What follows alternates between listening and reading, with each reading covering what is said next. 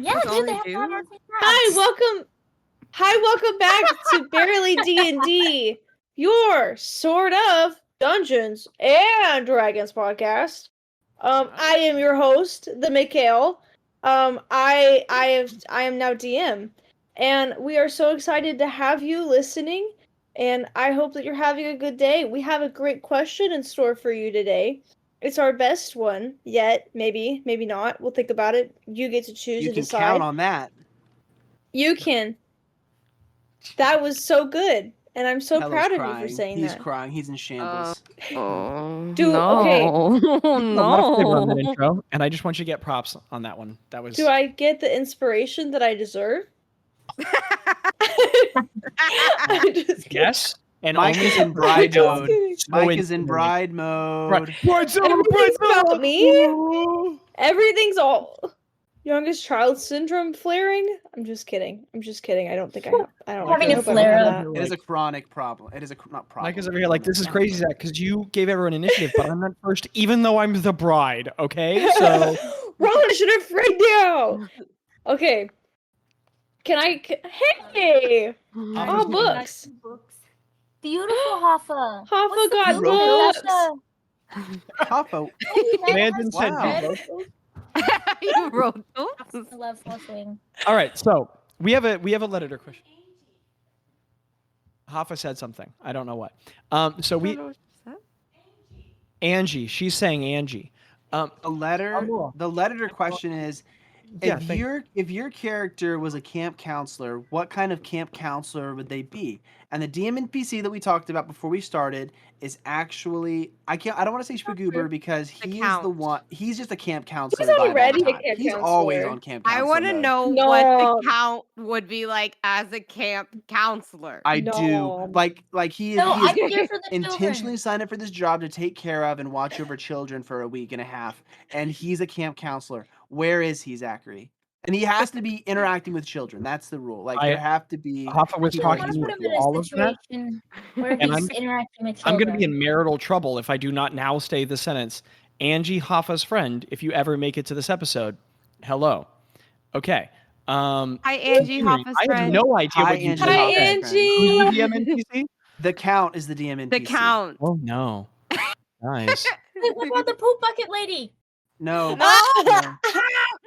Is that better? Sounds like a normal camp counselor thing. I Are you want gonna the make it ca- I weird want the or is it gonna be count. funny? Am I going to make the count Yeah, I being just see. a counselor I love weird? how Steven's luscious hair just got flat, It did. just, I thought that was a in, cat. like the very corner of the You screen. thought that was the All right, let's cat. Steven, can you give us one more flip? Steven, can you give us one more flip of the do? Can you flip? Can you flip it just one more time? One more luxurious flip. All right. Oh Oh yeah. my goodness. those are lucky Nice. blocks. Wow. Everybody's going. Let's start with crazy. Craig. How do we have Alright. campaign 2 or Okay. session 2 energy in session 1? So Craig would God. be the kind that like signs up because he doesn't have anything better to do and probably a social obligation, and then he goes and he actually like his like experience would be the one of a camper. Like, the things he learns along the way, like he's more like a camper than he actually is a leader. He's like, whoa, community and friendship, And I have seen those counselors. They vulnerability. are out there and they are real. Yeah. I know them, yeah. Yeah. But they're just like, that's know good. them. Everyone's at a beginning moment of like, whoa, people exist and they actually love me, and I can love Listener, them. Yeah. If there's a chance that you're a listener who was not part of a church community or homeschool group growing up, you are finding out how formative summer camps and especially church camps are for people in those big experiences for most of us. Big experience. People in New England are big camp goers. Like if you've seen the movie The Parent Trap, you know how they send their kids to camp all summer. That's a big thing that actually happens in the Northeast of the United States. So it may not even be a church camp Neglectfulness? thing, but if you're from like the Northeast or whatever, because Landon and I have played at a lot of those camps and they're pretty cool. Oh, yeah. So you had it. Oh my gosh, that's Rose's answer. Rose, the What? musical guest at the camp. That's my second story. Okay. You're the person Well, who what comes and was- plays the show at the camp. Unless you had a different answer. I do like Unless that. you- I actually like that answer better than my answer because Wait, what was your answer? I want to know your my answer. my answer was gonna be that someone in the party, probably like Shpagoober or Craig, like roped her into being a camp counselor because even though she likes children, she doesn't really like teaching them or taking care of them. Like it freaks her. She's like, I have No, I can feel responsibility that. of another that. child's life. And so she would definitely. be like, I don't know what I'm doing. And she would Jeez. just be very confused the whole time. But I like y'all's answer better that she travels around and plays musical stuff. Goes around. Heck yeah. Bazz, what kind of camp counselor is Bazz? A Bazz would be the janitor.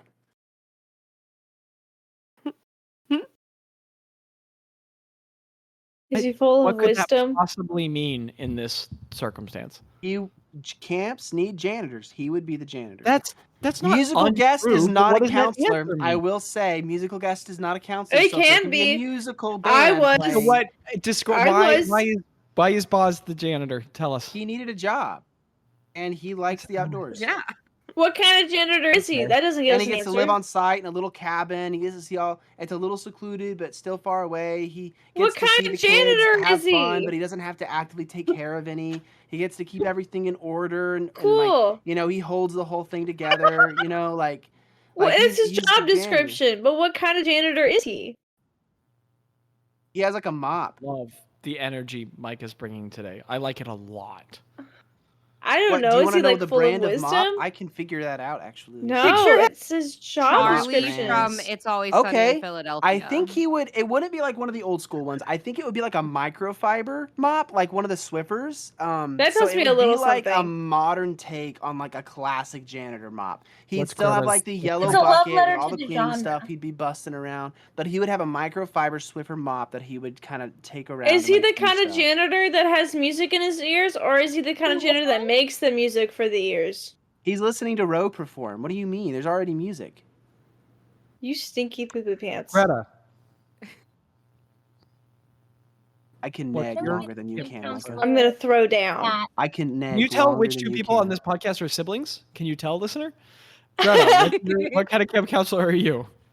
Greta would be the camp counselor that is like I think she'd be too chill. She'd be like, the kids are here to learn. The kids are here to learn, and they're here to learn by making mistakes. So she would be like she would like want to like imbue wisdom on the children, but she'd also be like, you know what? Maybe you should get too close to that fire. You know what? Maybe you should climb that tree all the way up. And she'd like, maybe you should get into the river even though you didn't bring a change of clothes. She'd be like.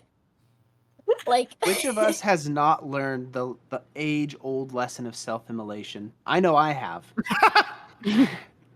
I like She would like keep the Shpagoober's children the- out of harm, obviously, but the other camp Oh, counselors yeah. would be like, Okay, miss, the maybe they should children- get too close to the fire. the What? children are not allowed to eat candy before dinner. And she'd be like, okay, yeah. And then she would let the children eat candy. That sounds like a more reasonable lesson. Spagoober's She would just- Spagoober's the camp would- director, and he's over there like, Greta, the kids love you so much, and they're learning so much under you. We have cleaned up a lot of vomit off of the rec field. Maybe we could separate the candies until after dinner, maybe? I see it. That's Wow. what camp counselor Greta would be. The Count. Okay. A bad one? Yeah, okay, there's two versions of this question. The first one is a bad one, and I'm not going to get more into it other than to say that like he would do bad things to their minds. Like he would do bad things to their brains. They would come out of camp a little traumatized, having learned bad things about the world. So just a bad one. Now, if we're going for like a fun version of this answer that's not like just really sad, I think I would say the kind of counselor who did you all, and it's fine if you did you all ever have a counselor at camp who just really couldn't not make it about themselves. And what I mean is, like, did you ever have a counselor that like when the games were going, got a little too competitive and was like encouraging their campers to kind of cheat a little and like kind of demoralizing other players a little? Yeah. That's the kind the count would be. Like he'd go full Slytherin on them, just being like, hey, this is our team, and our team's success is the point of this camp. And the things that the campers were supposed to be learning along the way through the competitions really got lost. And at the end, all the campers care about is winning. And like they succeeded in becoming a very cohesive group, but maybe not better people. And yeah, I think that's the kind of That's true. counselor I could see that. the count would be. We definitely had at church camp. We had this one grown man in his 50s who'd come to camp and would just encourage his team to cheat a little and like was really about winning the games. And I was like, yo, dude, this is not real. What are you doing? But yeah. You are an adult. That experience didn't stick with me or anything. Wonder how your taxes go. Mm. Anyways. Let's play It's some actually days. very hard to cheat on your taxes if you're just a regular person. If you just have like a regular job, It's a joke! like it's I'm just it's kidding. incredibly like I mean I guess you could just claim an extra kid. I'm but they do have to barely give an their adult. social. I'm Landon barely lifts an up a little adult. can, and it just says contrarian juice, and he's just like, No, this is a place I have knowledge in. It's well, actually very You funny. would be so bad at improv. I just have to say that. Yeah, you're right. No, that wasn't good for That was improv. so that was mean. awful improv. all right. Anyway, But you are really good at No, improv it's because you do valid D&D. point. Sorry, Micah. Let's have our let's get on the other Discord server and have a call there. Yeah. We'll just hash things out, and then you guys. Yeah, we'll can... just like hash All right. browns and stuff. All right. Hash brown sounds for the great. note-taking nerds. I love you. Funny because Landon's part cut out. Note-taking nerds. This You heard it here is first, he a didn't say level anything back. 13 adventure. The date is 13? What? What? It's a 13.765, if anyone cares. Somebody another hit point. I don't know who. It's a level 13 adventure. It is 3488 PB. Sihadron the 22nd, because you guys had a long rest. It's the next day. Natem is the day of the week. Natem. Micah, the continued use of this dance as a buffering little thing. This is episode 148 of the Accidental Adventures, Legath at Last. And that is really fun to say. Listeners, there's going to be a ton of stuff this session where the players may or may not be like, oh, whoa, and you're just going to be like, okay. Because just to reiterate, So we we are going dislike back- you, listeners. We're keeping you out of the loop. Yikes! Okay. We are I'm going back to teasing. where the campaign began before we Freaking started recording. We had we had a session 0, which was not a session 0, but like a session -1, to see if this whole group would be cohesive together without Jackie. It Sharon wasn't. coming. And, And Reagan was there. I actually asked Reagan when we were at Micah's engagement party whether or not she wanted to cameo as her character in the session. And She said no, right? she forgot about it, and that's okay. But she has her own She life. and said that's fine. absolutely not. She was like, that'd be really cool. And then she didn't get back to me, and that's all right.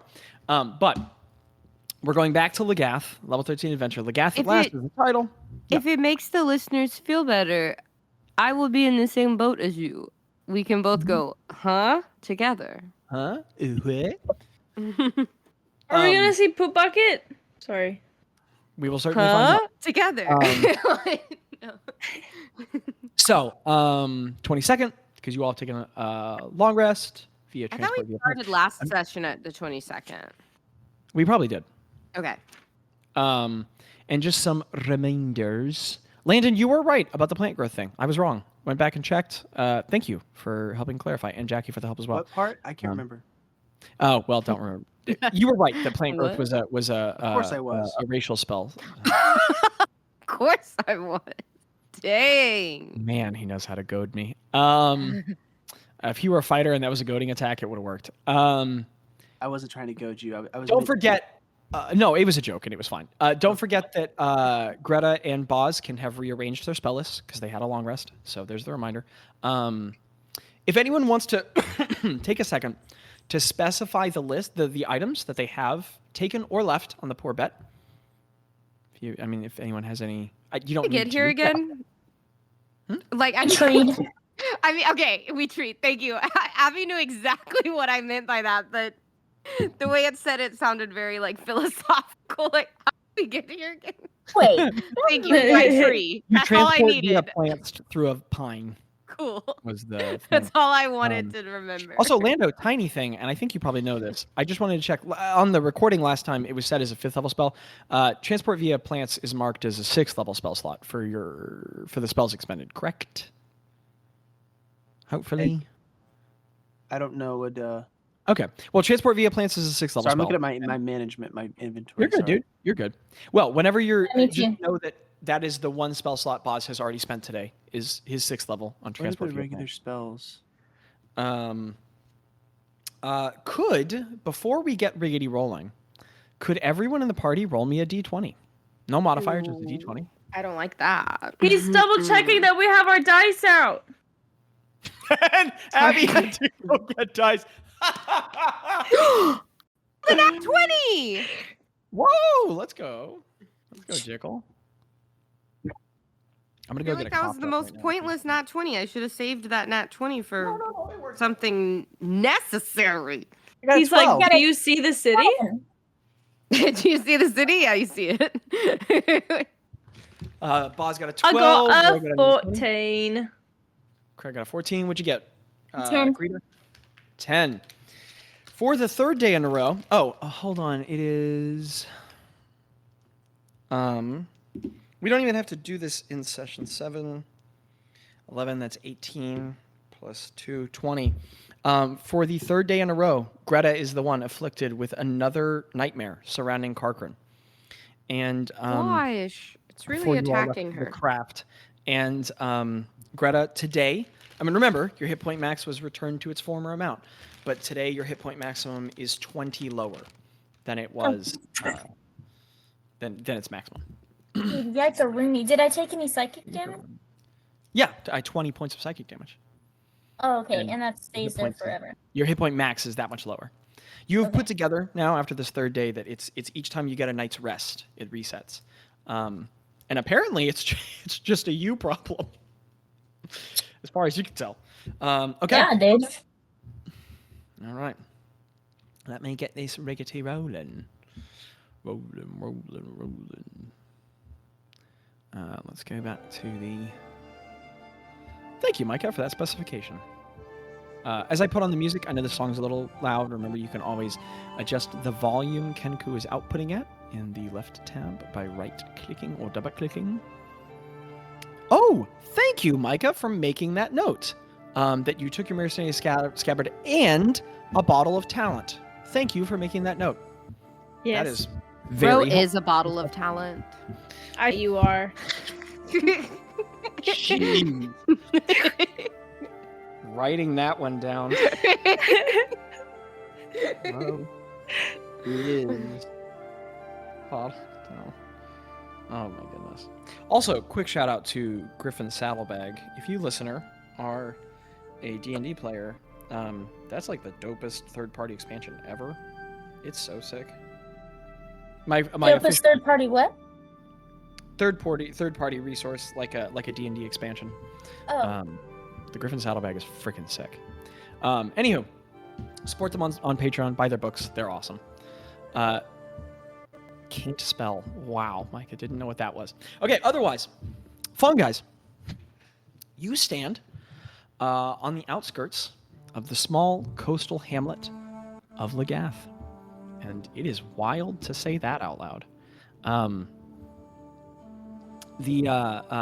its southern shores of the island nation of Lorr, Lorr, on a late winter morning, under the overcast sky. I know I described it previously. I'll describe it briefly here, just to reacquaint you. Under the overcast sky of quilted grays and bright silvers, the band of adventurers see a contrasted landscape of stony blue grays, highlighted by shocks of white from sparse, shallow snowbanks and the muted browns of the aging town beyond. Broken, Shale-littered streets match the splitting wood of dilapidated structures which line them, and the perpetually damp walkways easily separate and slide under each precarious step. A constant, heavy humidity fills the chilled air, softly stinging the eyes and the throat with every inhalation of acrid oceanic brine. Altogether, the old fishing hamlet feels stretched and still, its sagging edifices and forsaken infrastructures weathering away at a glacial pace under the persistent tides of time. The late morning is brisk around all of you, many of whom are dressed for general travel, and the months that you all have spent in your neotropical ventures have left you less than prepared for the freezing point temperatures in which you now arrive. You all remembered Legath, but it's a bit of a shock to come back, because when you were here last, it was more than a year ago and in summer. So it is now a very different temperature than when you were last here. The air around you all is more than enough to hold the recently precipitated snow, but not quite frigid enough to begin freezing the salt waters that wash across the constantly battered beach. And you all remember fairly turbulent oceans here, which clearly only get worse in the winter. It was a rough docking when your ship arrived in the summer that you all came upon, but now the ocean some distance behind you is just crashing up on the rocky beach. Specifically, Gretta, your numerous cloaks, and Craig, your layers of padding under your full plate are enough to stave off the cold weather. You're both cold, but you've got some layers on. And my muscles help. And actually, yes, you are literally warmer than everyone else here, because you are very thick and muscular, and that increases your muscles increase your body temperature slightly. Thank you, Lando. Landon, you've marked the items in your leg. Okay, cool. I trust you. I know you do. It's in the shared doc. Okay. If any of it comes up at some point, just let me know. Okay. Because I have cool trust to you. But Bazz, Tello, and Ro, you immediately feel the chill, against which your current accoutrement is not sufficient to rebuff. You get the feeling that, if you stay outside and remain unclothed against this weather, it could make a meaningful impediment at some point. But you said me? Yes, You have the leather Ro, armor? and Tello. I have my Yeah. coat on, my cloak. Yes, Dolgoth's cloak is not like an. It's It's like thin. Like a cape. It's thin. Yeah, and it's thin, and it's literally like a cape of dark shadows. Okay. So now this isn't some unsolvable problem. Magic could help. Simply buying a coat, something. And you guys get the feeling if you get inside, if you get near a source of heat, you can Shopping. resolve it. But at the point from which the party has emerged from the small standoff hill sprouted pines, from the small stand of hill sprouted pines, roughly 300 feet from the long unattended docks. And then the docks there's no one out there attending them. There's no ships. You get the feeling that Legath just does not get travelers this time of year. The first occupied buildings of the diminutive village rest less than 1,000 feet to the north. Closer to the edge of town stands the familiar silhouette of Bessaud's strange little shack, otherwise alone. Sparse conifers make a piss-poor forest that stretches over the low hill, which rises up to the immediate east of Legath, while the severely upward jutting escarpment to the southwest of the town stands as a natural border. And I don't mean this condescendingly, but an escarpment is a very sudden wall of stone that rises up, like at the edge of a plateau. Thank you. The rim of... I got your back, dude. Educational. The more you know. The rim of stone rises slowly but persistently, miles beyond the northern border of the upward sloping town, where it eventually increases its rise to form the base of the low mountain that stands stalwartly at the nation's center. Would anyone proficient in history give me a history check? Also, I'm changing up a couple distances from last time. I realized that I had them wrong, so... Got It a might change a thing, but...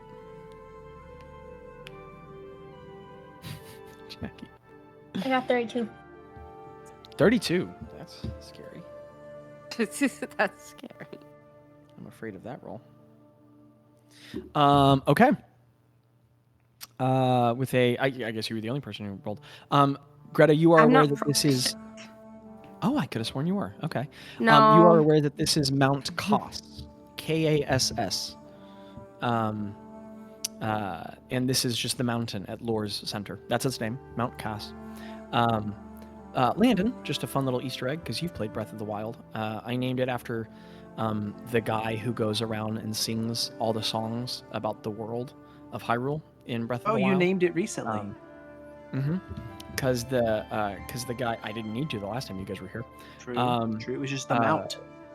This island nation is called Lore, Lorr. So I was like, he tells the lore in Breath of the Wild. Anyway, you guys can see many craggy folds in the abrasive stone wall to the southwest. The tall, thin slit in which the party can remember the subterranean abode of the nation's Kuatoa population resides. So basically, you guys are here. Docks are over there to the south. Towns to the north, mountain beyond that. Over to the east, there's that really thin, kind of crappy little forest up the hill. And then to that southwest is that stone part that eventually turns into the base of the mountain. And in there is that slit cave entrance. Even from this distance, you all can recognize that an odd wooden scaffolding trims the dark aperture now. With what seems some sort of a wooden marker attached to one of the beams. So people have erected some wooden scaffolding over the entrance to the cave now, which is interesting. Oh, interesting. I'm almost done with descriptions, I promise. And far the northern distance, looming high above the uneven horizon, as the topography is unbalanced, so it looks like the horizon is slanted, protrudes a great cliff from the mountain, upon which those proficient in history here know the capital city of Trolloc, which we discussed previously, that is Traloch, the capital city of Trolloc, is known to be built. Can you spell it again? Yes, absolutely. Traloch, the capital city of Lore. It's not decipherable from this distance, but you cannot help but imagine that somewhere on that cliff where that city is said to be, Castle Alguid is erected. Somewhere around among the many buildings. Is anyone here proficient in survival? Should be. Yes, I am. No, I I'm have not. expertise in survival. Bazz, could you give me a survival check? That is 28. Holy crap.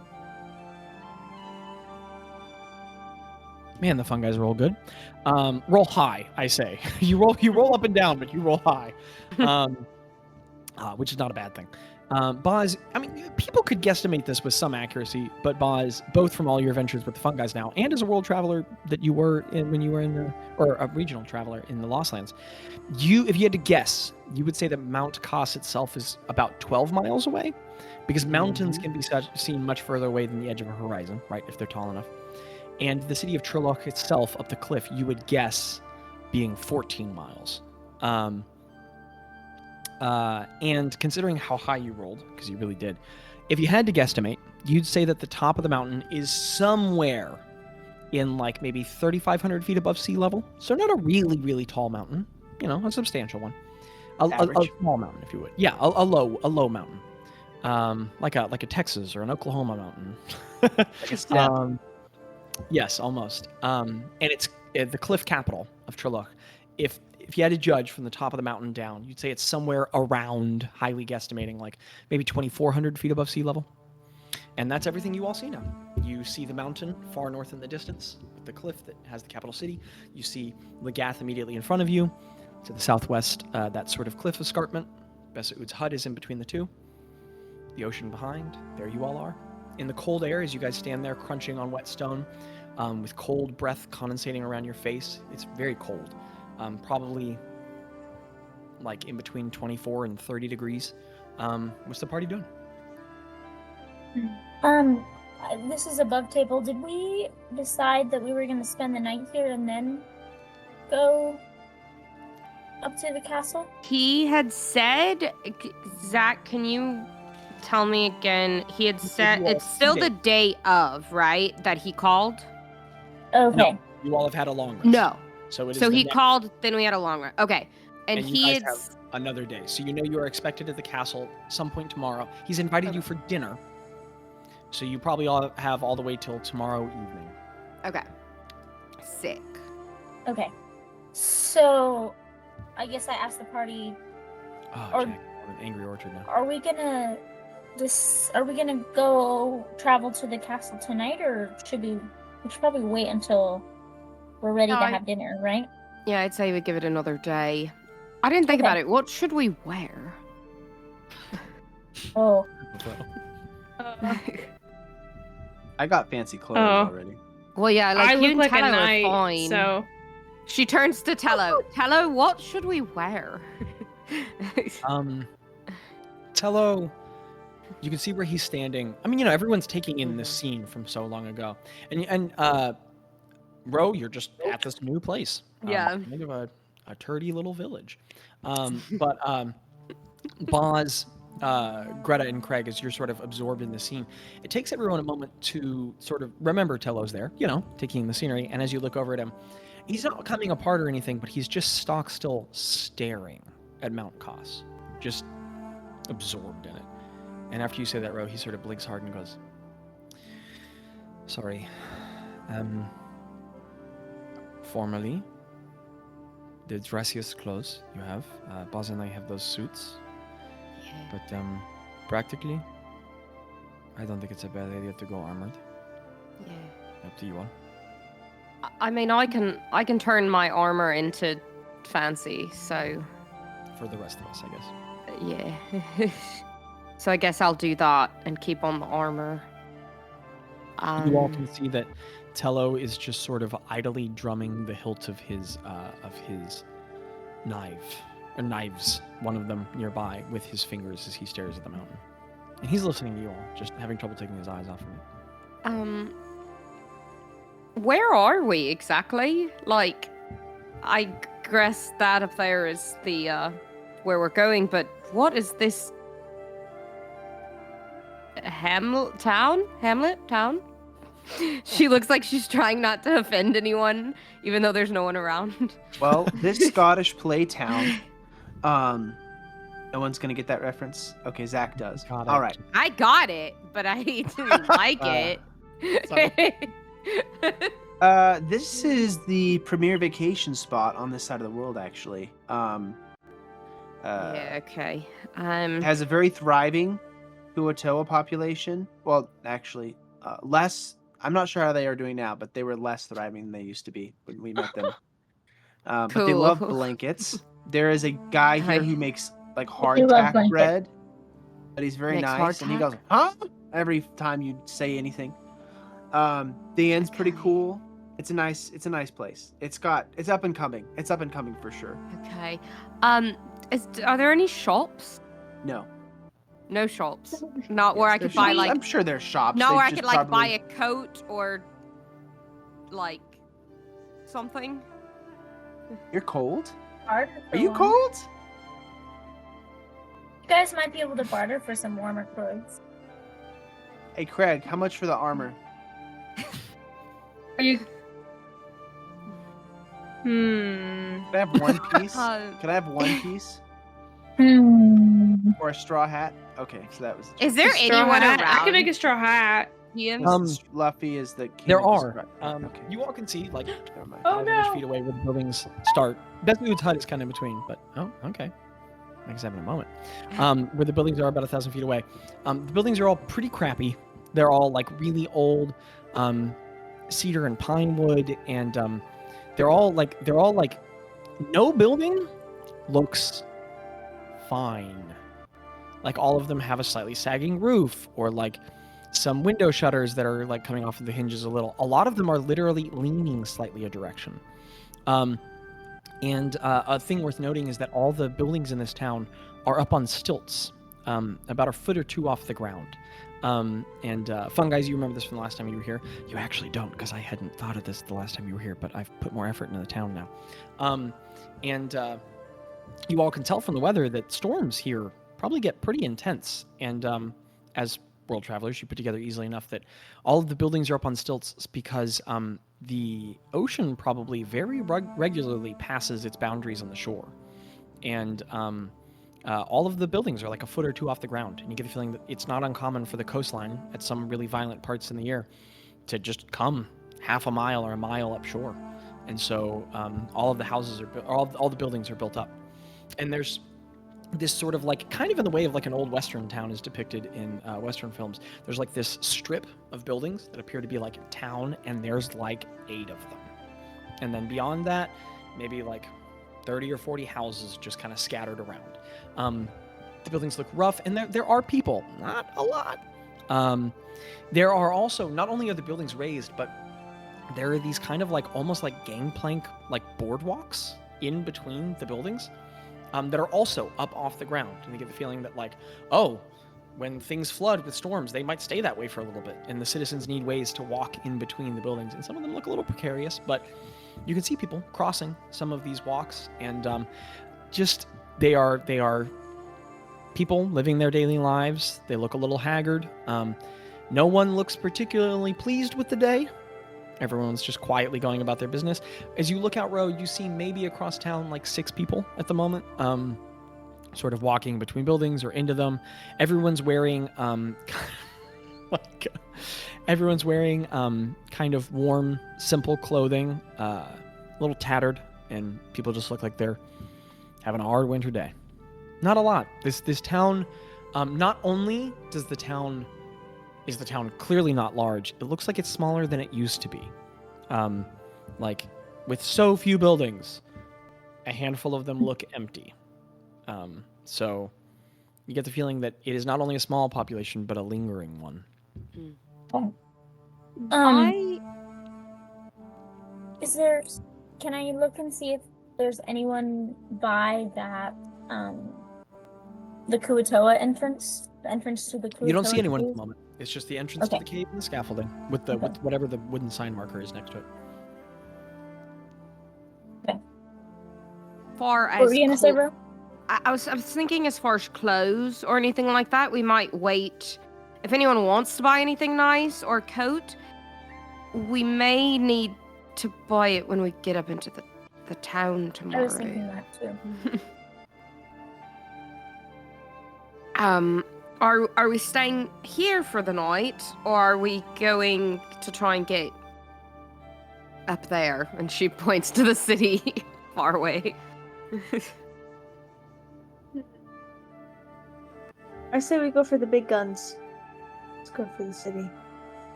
Okay. Do you think it's wise to go to the city tonight? I mean, I don't know. Is it morning?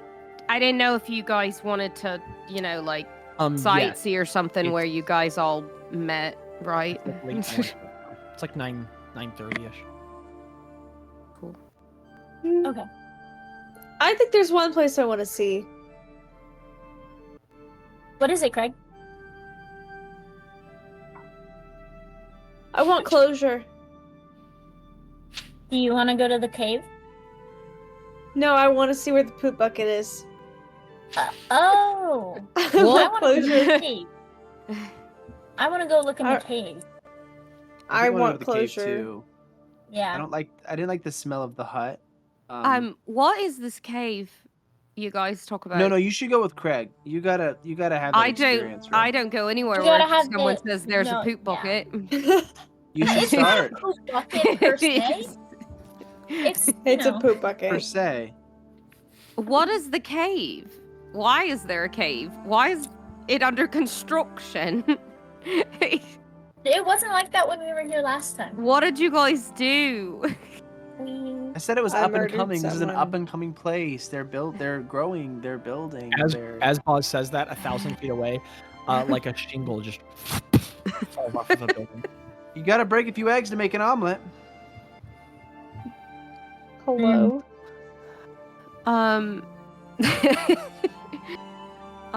Okay. Well, so I guess no one's gonna tell me what the cave was or what. Let's just was go in to the the cave? cave We've and talked show about you. the. I thought we had talked about the Kuatoa. We talked about the first sea hag we fought. I don't feel like they ever told Ro the No, cave, yeah. like, Ro's been but Yeah, not we've been not told about a like few the times. cave and all. Like, what's the cave? They did. They told you about that. Okay. They told you that when they came here, they were confronted by Kuatoa. They followed the Kuatoa down into a cave and fought a sea hag. That's the amount. Okay, gotcha. That's the Never cave we mind. told you about with the sea hag that we got Gotcha. the stone from Old. You know Old? You remember him? Yeah, I know. Then we went and got fought I'm another sea familiar. hag. Okay. Cool. Okay. Yeah. Let's sure. just go to the cave. Let's just make sure that like we get done in time to somehow get up to the city and prepare for Well, tomorrow evening or whatever. Yeah. we can fly. That is true. I am Or- also familiar with that. Battle. Bazz wants to do a medicine check on Ro just to see if maybe is like the count like messing with her or something, like an Arcana check. Is the count doing something right now to like mess with us? Can I do a check for that? Okay. What kind of check would that be? Possibly inspire such Okay. attitude. The count. That is a 10. Ro has given Oz? more than that as far as attitude. That could be the count. Bazz doesn't let it known. Like he doesn't like have any face, but he thinks it for a second. He's like, I wonder if he's doing something to her mind right now. It's like Bazz, we need to it's be very on- possible. We need to be on edge. No like, one on can be guard. trusted. No, I maybe. Oh, you're actually right. No one can be trusted. When the DM says that you think What that something, party- you better dang think it, guys. Oh, goodness. They better be What that thunk. bunker- I'm Okay. cave hunting. I'm gonna live my Minecraft glory days and go to caves. Note. Oh, Greta's character. What? I'm going through my. What? Okay. I'm going through my list of things that's like on Greta's person versus on the ship. And I want to say that she wears her scholar's bifocals on a little chain around her neck. Ooh, I like that. Chain around my Cute. neck. Chain around my neck. So she's wearing them. Gotcha. Taylor Understood. Swift. Can Anybody? I Okay. say- Dang. No, Oh, we I had some did. I Swifties said. here. Can I say? Get Luke in here. Can I Go ahead. say Look at this. that I brought the 5x2 silk blanket and I've like wrapped it around me to keep warm. Sure, not you have gonna a do silk much. Blanket keeping Yeah, you it's warm. not gonna do much because Absolutely. it's silk. Okay. Well, But it's you better have than one. nothing. Breaks the moisture layer slightly. Jeez, Micah. Okay, so if I understand correctly, the party the party goes walking to the southeast, and as you all crunch across the stone, there's another, and it sort of pulls with it cold, stinging ocean air. It's very briny. You can see how people would get a generally negative disposition, especially to the mornings living here. But as you all like sort of shudder through the chill as it goes by, you walk in that direction.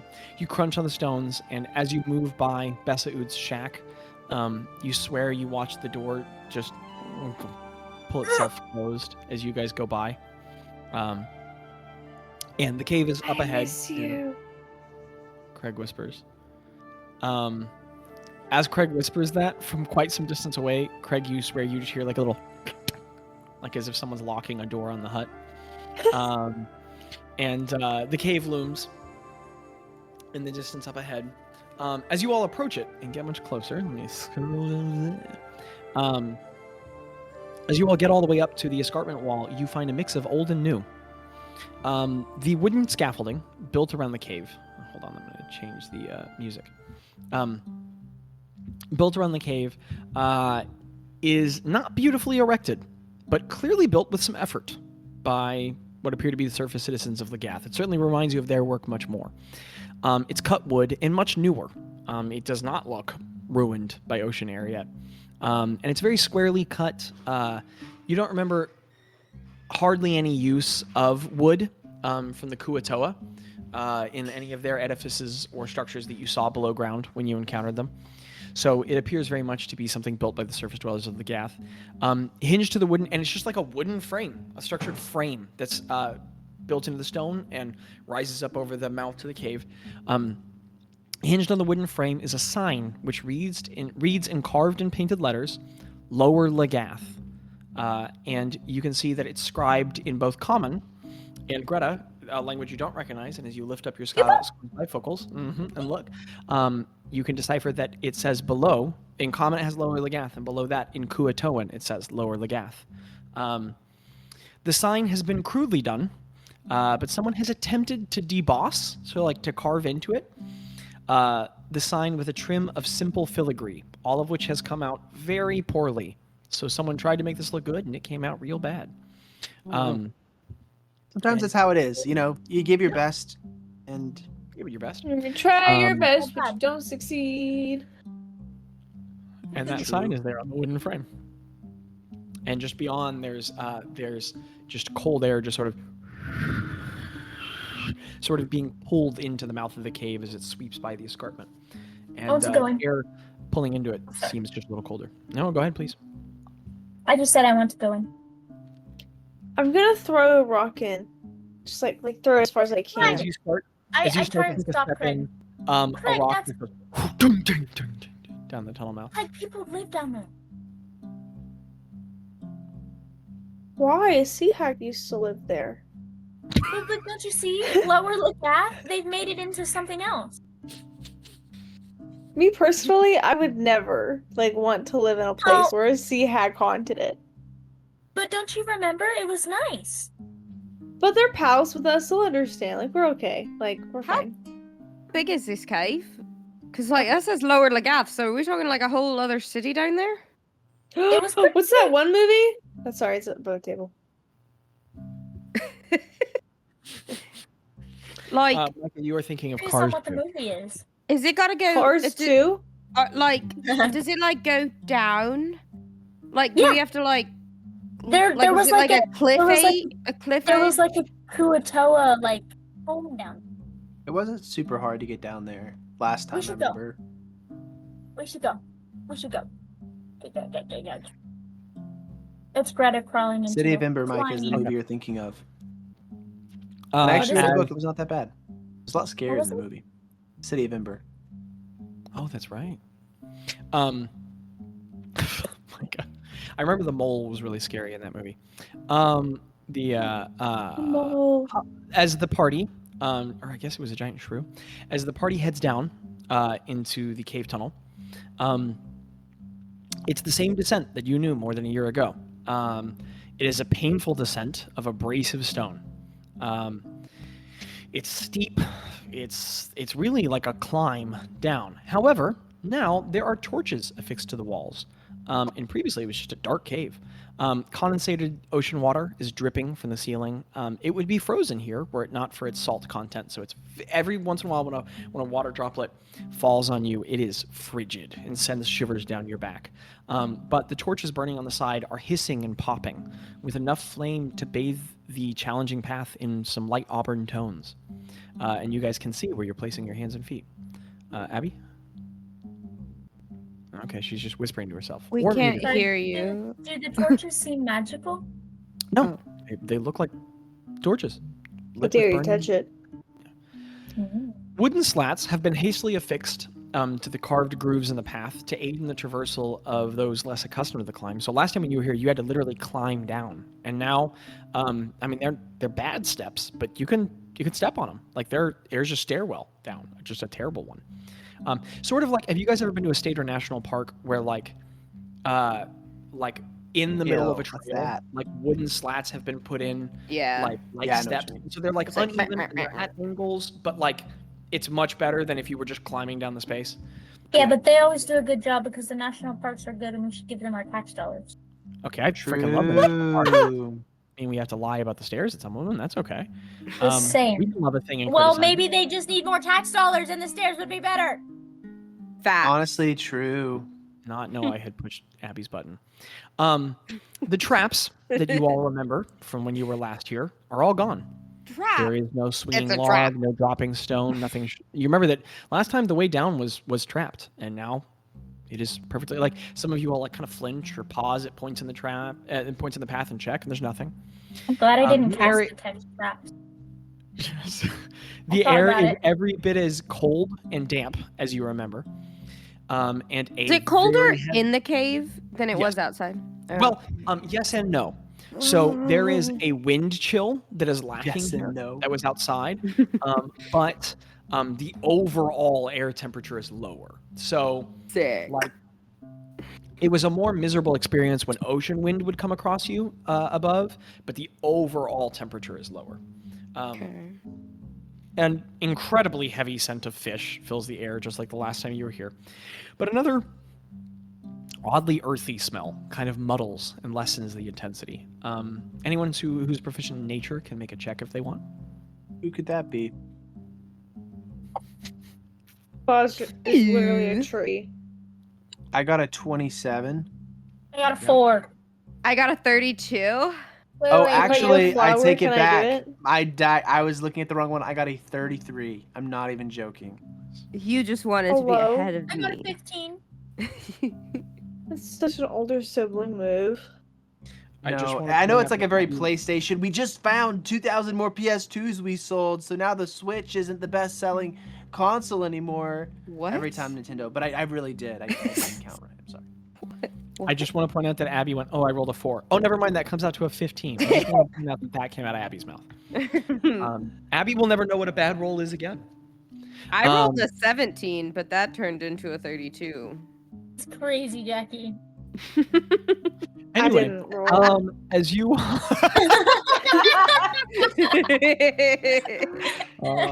I love the energy you came in with today. I really like it. Thank you. You all can put together well enough that the smell you all are recognizing is fungus. It is the Yeah, musty, it's earthy us. scent of fungus. But You all descend down this long and winding tunnel for quite some time, as you remember it, but like more traversed, more worked. It's lit now. And oh man, I could have bet I was like, that's weird. Landon didn't do a little thing to that, but he did, listener. He did. As you all continue down the pathway, eventually, you all start to hear sound of movement and chatter, and there's like sort of a bluish green light ahead, and you all spill out into a circularly organized community, one that you have previously witnessed. There's this chamber you all spill into, one you remember. A domed chamber of carved stone still resonates with the lazy slaps of tidal shifts against stone, and a great pool of water in the center dances slowly with ocean patterns, mimicking the tides on the beach, stories above them, because you guys are underground now. Luminous stones, not luminite, are affixed to pillars around the rim of the pool, bathing the nexus chamber in a pale teal tone and illuminating the rough, sort of stony reef underneath the water in the middle with light. And against that light, you all can see. So, like big domed room, sort of a semicircle. In the middle, there's a big pool of water in the middle of the floor that's clearly ocean water. And it's moving like the tides above. And there's a stone reef that you can just make out the tops of somewhere down underneath it. And because of the light shining down to the water, you can see like shadows moving around the reef.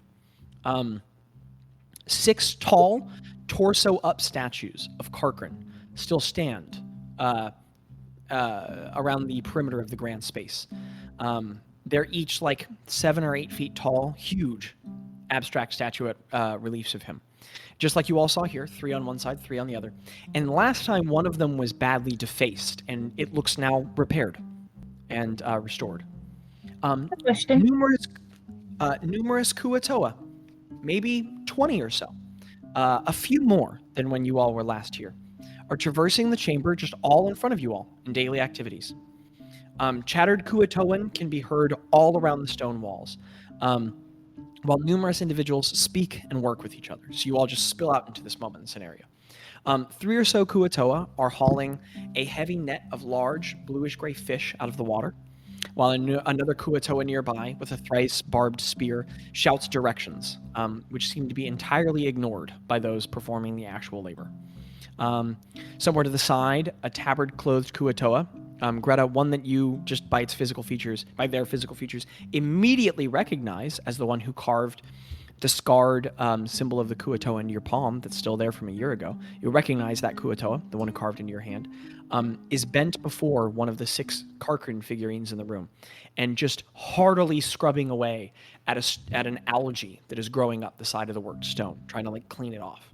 On an opposite end of the pool of those of the Kuo-toa who are pulling fish out, there are 4 small Kuo-toan children. This is the first time you've ever seen a Kuo-toan child,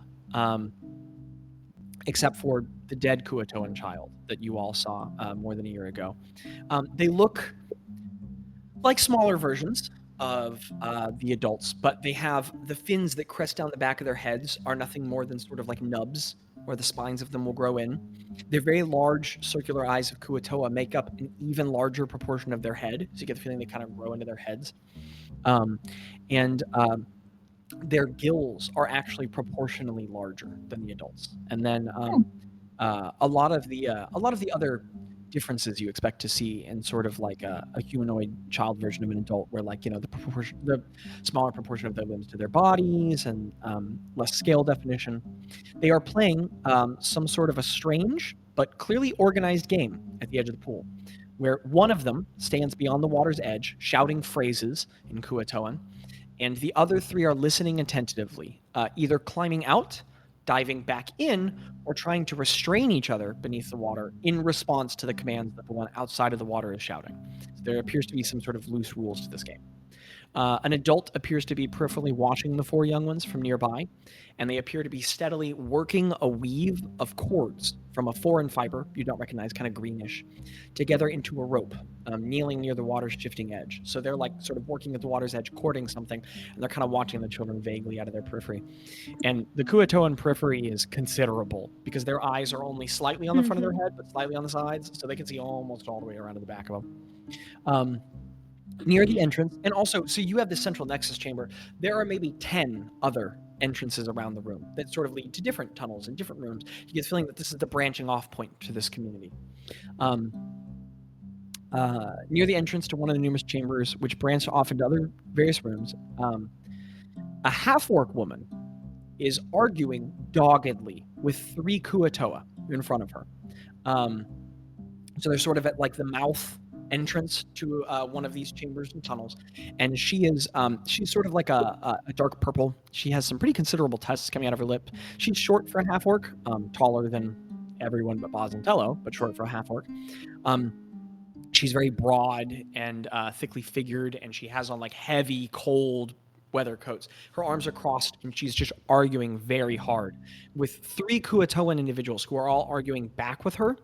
And just beyond them, you can see in the chamber, also lit by more of that like sort of blue-green light-producing stone, a Lokatha woman, and you haven't really seen a Lokatha since you were in Port Splendid. That sort of like short catfish-looking race. Oh, this will be really good for Greta. This would be great for Greta. A Lokatha woman, 2 other Kuo-toa, and a water Genasi fellow, a guy with blue skin whose hair kind of looks like water. Those 5 individuals are all stacking wooden crates of unclear content against a wall behind them. And it looks like this half-orc woman is arguing with the Kuo-toan individuals about something about that process. Greta, am I correct in understanding you probably cast tongues on yourself immediately upon walking in? I use my tattoo, but I like turn my face away from the crowd so people can't. It's not like I walk into the room and my tattoo flashes. So Absolutely. Spin my ring so that I cast tongues too. Yeah. Absolutely. And as both Ro and Greta instantly understand what's being said, you all can make out that all around the room, things are being said in Kuo-toan. It's echoing off the walls. And this argument that's happening between this half-orc woman and these 3 Kuo-toan the vehement discussion is all happening in broken Kuo-toan. With some the Kuo-toas are speaking perfect Kuo-toan, but this half-orc woman is speaking broken Kuo-toan back to them. And there are interspersed little phrases in common where the surface citizens appear to be like stumbling and struggling with them. And so life is just happening all around them in the chamber. Some of my notes are still in my book here. Let me see. I need to go back.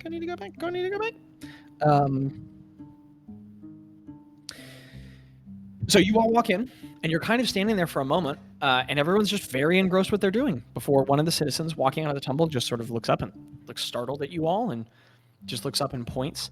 And Bazz and Craig, you all hear just out loud, Bazz-a-ding-ding-ding, Scavadas. And Gretta, you and Ro hear very clearly, who are they? And all sorts of individuals, I mean, the arguing individuals don't pay any mind, but all sorts of other people from around the room sort of turn and look, and suddenly, like, 13 eyes are on you. The Kuatoa children, like, look up and all look startled. And you all are just there at the mouth entrance to this community, as they are all there looking at you all. What does the party do? I look at Ro and say, hey, you have to give them your blanket. I say, Your silk No, blanket, okay. you have to give it It's to okay, them. Ro. It's okay, Ro. I look at the man that said that isn't the same man that No. gave me the. Okay, so I look at him, and I wave, not with my scarred hand, but I wave and I say in Kuto, and I say, hello, we're travelers, we're passing through. We were here about a year ago and wanted to see how things go. As you wave, and via the magics of the spell, flawless Kuatoan comes out of your mouth. Any of the individuals who are still not paying attention to the room are now, and you can see that quite a few of the eyes here are on Bazz, who is a very spectacular looking individual, and on Craig, a very imposing figure short, but very imposing, in full plate armor, clearly carrying, well, no, you have the mercenary scabbard, in brilliant full plate armor. And eyes are quickly drawing to you all. And as you reply in flawless Kuatoan, a number look confused in the room. And you can see, like, a generally spread look of sort of just, everyone looks a little puzzled, like trying to piece together what's happening. There's some, like, quiet exchanges all around the space. And then you all, Gretta, as the individual who was cleaning the statue across the way, stands up. You watch him kind of cock a head, and then his face lights up with expression, which looks very different on a Kuatoan face. It's a lot of sort of like spreading the jaws, and they have no eyelids. So it's basically like how they position their heads and where their pupils face. And he just sprints across, I mean, like very quickly, on feet across the room, runs up and is shouting in Kuatoan to everyone in the space.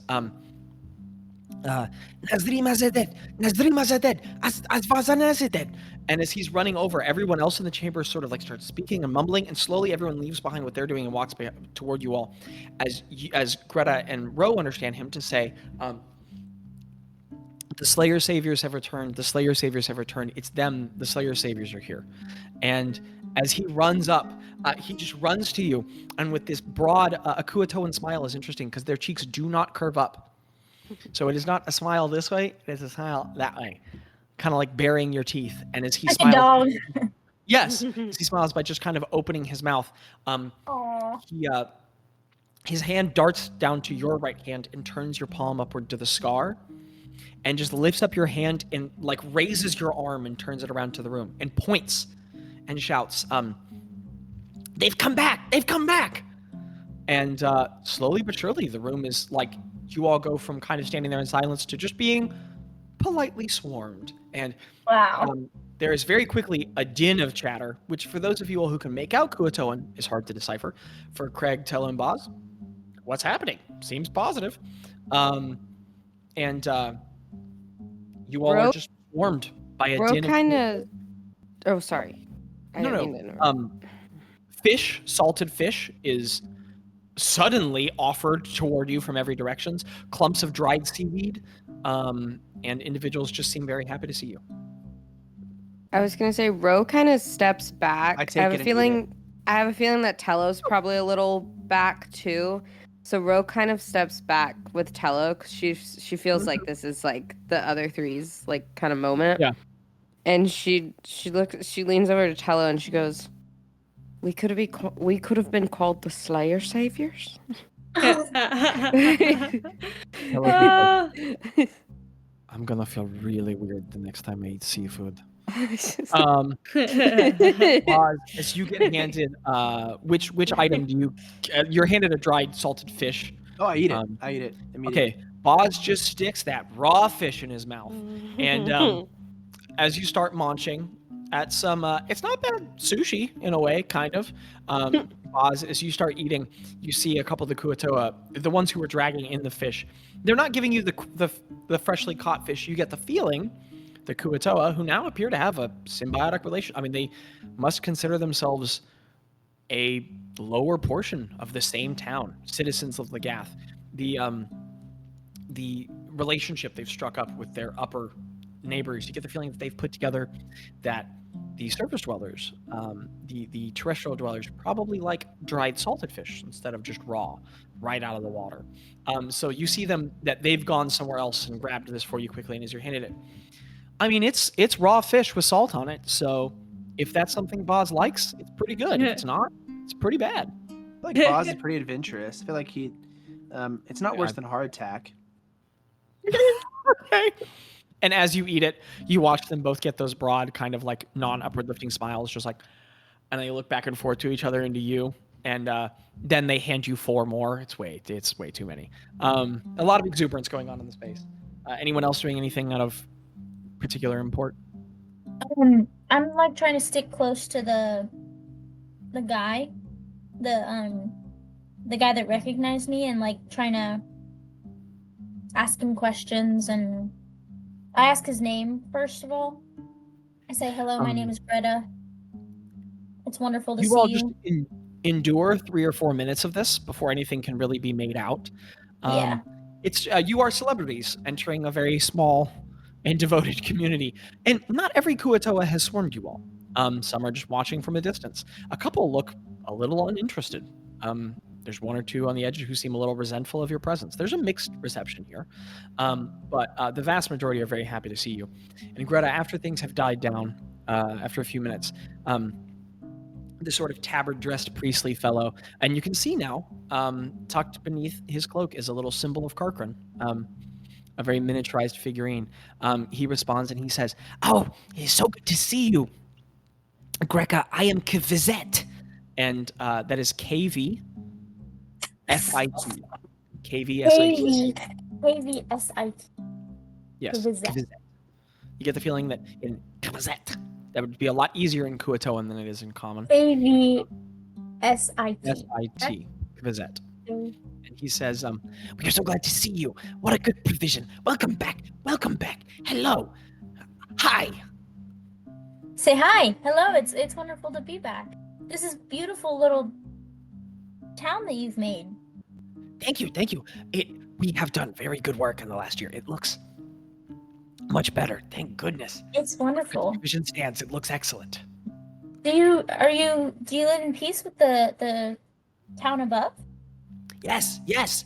And he points to the orcish lady and she says, "That prick is always trying to stifle us on deals, but we have an excellent relationship with Upper Legath. We are all Legath." Oh, that's wonderful. And you've got I gesture to the statue of Karkan. I say you've repaired the statue. Yes, yes. Our central temple is restored, and we hope that eventually there will be enough worship for change. We will see. We will see. Welcome back. How are you all? We remember you, Grass. The Grass. How have you all been? What are your adventures? Grass. Yes, trees, bushes. I don't recall. Welcome. Hello. Oh, Hey, How have you Zach, been, Greta? What is? Yes. I what's have a up, question. Do I see baby, like, Kuatoa? You see the children? Do they look like tadpoles when they're like babies? Like, tell me, like, not tadpoles. You see none present. You see none present. Okay. I'm just curious if they look weird. Just curious if they look freaking stupid. so I turn to. And to be clear, even as you are talking, there's just a constant din of noise around you. They are a very loud and vocal community, which is interesting because the very brief Kuatoa community, if you can call it that you witnessed, and that like empire built into the cliff far below Alabon, everyone was very constricted and silent and dour, and these individuals seem very loud. So there's a constant din of noise around as you all do whatever you do. I'm gonna ask this. I'm gonna say, may I see the temple? Is that what you called it? Yes.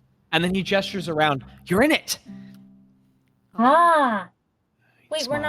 we're not in the circular area. You I are. thought there was This appears to be that. He's Well, a but bit there hard was to understand. there was a circular. When I remember that we walked in and there was a circular area with the pool in the middle, and then there was another room where it was just for. And you remember that area being pretty wrecked by the sea hag. Okay. Clearly had an issue with Karkrin. Okay. So so I asked Kavith. I asked Oh, so this is was there another room? Yes, it was desecrated. We don't use it. No, we use it. So this is it. It's storage. This is Yes, it. we've restored the statues. Karkrin is once again honored. This is beautiful. And when you say that when you hope for enough worship to change, do you mean for a renovation, or what do you mean by that? Oh, okay. It's a steep theology right off the bat. Sure. The Kuatoa, we are Karkrins, and Karkrin is ours. You all worship your god, and we do ours, but our relationship with Karkrin is different. He comes from us. He is of us. He is greater than us, and we are for him, but... He sort of rubs his scaly little chin and he says, Karkrin is who we desire him to be. And so, he is who the Dogmadon dream him to be. A powerful... someone to give them purpose, direction, save them from all other beings. Craig's having a stroke nearby. And he continues and he says, We wish Karkrin was different.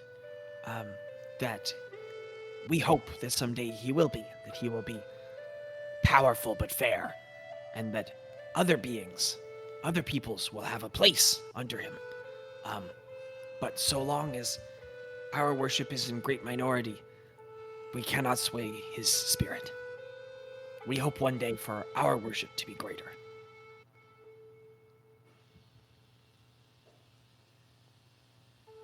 Steve.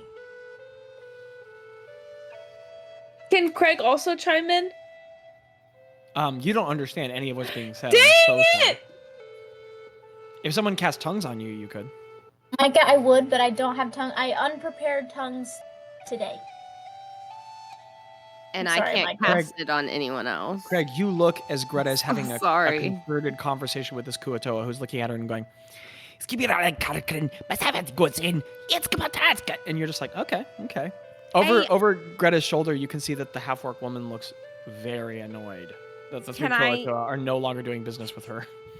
Can I say that I see that Craig is like trying to figure out like making that face he makes when he doesn't understand something, and so Ro is like whispering, like goes up beside him and is like translating. Yeah. I'm gonna so are you in conversation with any of the other worshippers of Karkrin? No. They hate us. They have been trying for a very long time, to kill us all. And he sort of gestures a hand to wipe our filthy plague from the world, and cleanse the generations. And you get the feeling that the Dogmadon has a genocidal relationship with Kuatoa, who are probably who do not practice their form of worship of Karkrin. And he said, we are what you call Kiveski Kuatoa. Vesky. It means apostate people. Wow. How long have y'all been around? Is this new? Is it old? Is the Dogmadon new? Yes, it is very new. The Dogmadon is only... Sorry, Kuotoa used different years. Only in your years, 500 years old. That is all. The Very Dogmadon? Yes, Wow. maybe 800. I'm not good at math. Wow. Could be 1,000. Just gives you a big smile. Okay. Greta, can someone ask him a question for me? Yes, Craig. Maybe. What's the question, Craig?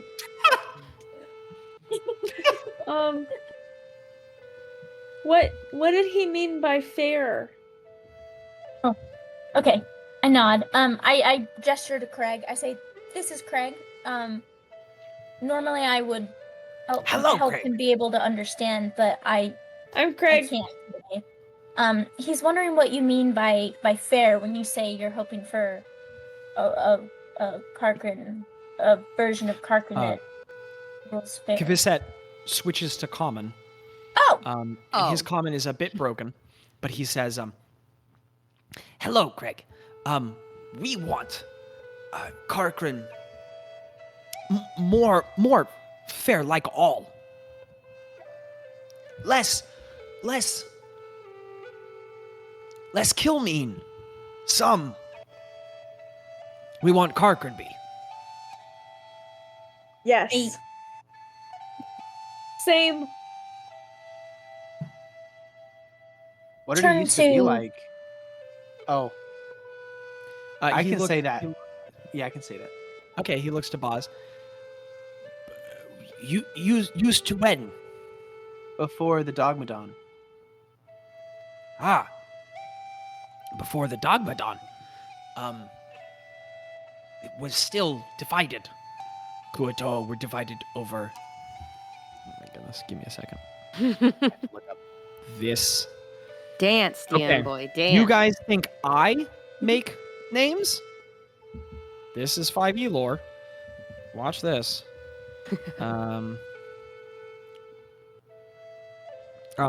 Before Karkrin was Blipdulpoop.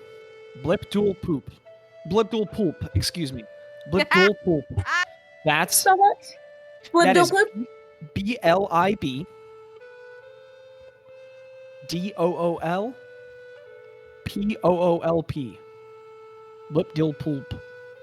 The sea mother. Yep. You think Curved on Antalamulov, but then it was a goofy name. And he says, the Sea Mother was our deity. and then he grows very dour, very fast, and he says, But she was killed and consumed by the Bloodied One. Oh. Wow. I'm sorry. Yes. And then we believed Karkrin. I'm like gonna try and take Vid's. Is there anywhere in this place that's like less crowded? I don't want anyone to overhear. it's there are only so many citizens here. As more citizens start to be called out of the tunnels, you think there might be a population here of like 60, 70 maybe. Wow. More than the last time you were here. Last time you were here there were maybe 30 or 40 and plenty of adults. So you get the feeling that this isn't just new births in a year, and you certainly don't think Kuotoa are that short-lived, but it looks like there's some amount of immigration that has happened. Wow. And so not all residents appear to be coming here now. There are even some more elderly-looking Kuotoa, but like the population of the room has increased from like 20 to like 30 or 40. And and individuals are clearly going back and forth to other spaces and speaking. So maybe some individuals are sleeping or engrossed in tasks or not interested in coming. You can see over his shoulder plenty of chambers you could lead away and go to, but you all are being very crowded right now. You get the feeling it would be difficult to go somewhere that others would not follow. Okay. I'm going to maybe just lead to like the side of a room or something. Sure. Or just like where we're not less likely to be overheard. You step a little further back into the hallway that you all came in. Okay. And the space is naturally filled behind as others crowd in to hear the conversation you are having. Okay. I'm gonna say in common, we have been attacked twice now by other Kuatoans. I believe part of the Dogmadon. Who is twice? I explain. I switch to Kuatoan and I explain it. Okay. You actually saw Karkrin. There are many individuals crowded. Does Bazz chime in with that? Yes. Okay. Greta, you say your phrase, and Kavista seems to start thinking. And then Bazz says that, and everyone just turns away from Greta and looks at Bazz, and just a litany of Kuatoan begins being spoken very quickly at you, Bazz. And as you say that aloud, other Kuatoa are speaking to other Kuatoa, and everyone in the room quits talking to anyone and crowds around Bazz. And Bazz, you do not understand, as about 50 questions every 5 or 10 seconds are sort of shout-talked at you. As Ro and Greta, you understand many people shouting, "You saw him, what was his imminence, what was his glory, why did you not burn, who are you?" And like other individuals begin like talking to you but kind of kneeling. And it's an interesting scene because all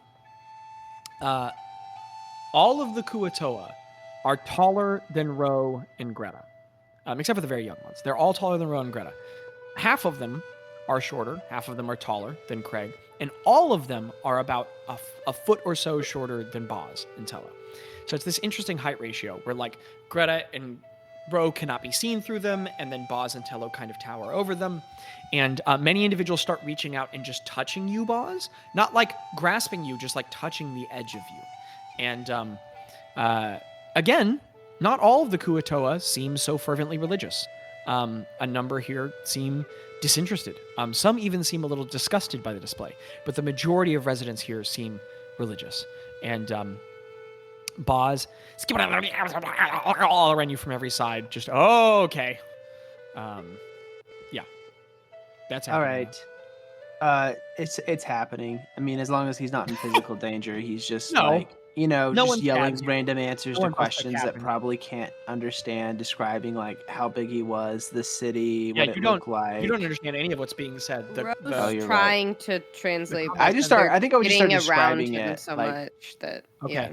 Everyone falls very quiet listening. You get the feeling, too, that like 2/3 of the residents here don't yet or have not chosen to speak Common. So there's I use also simple terms like Sure. big. Well, many of the residents who speak Common are then translating for the other citizens around them. And so there's this like mumbling like chorus around Bazz as what he is saying is being translated.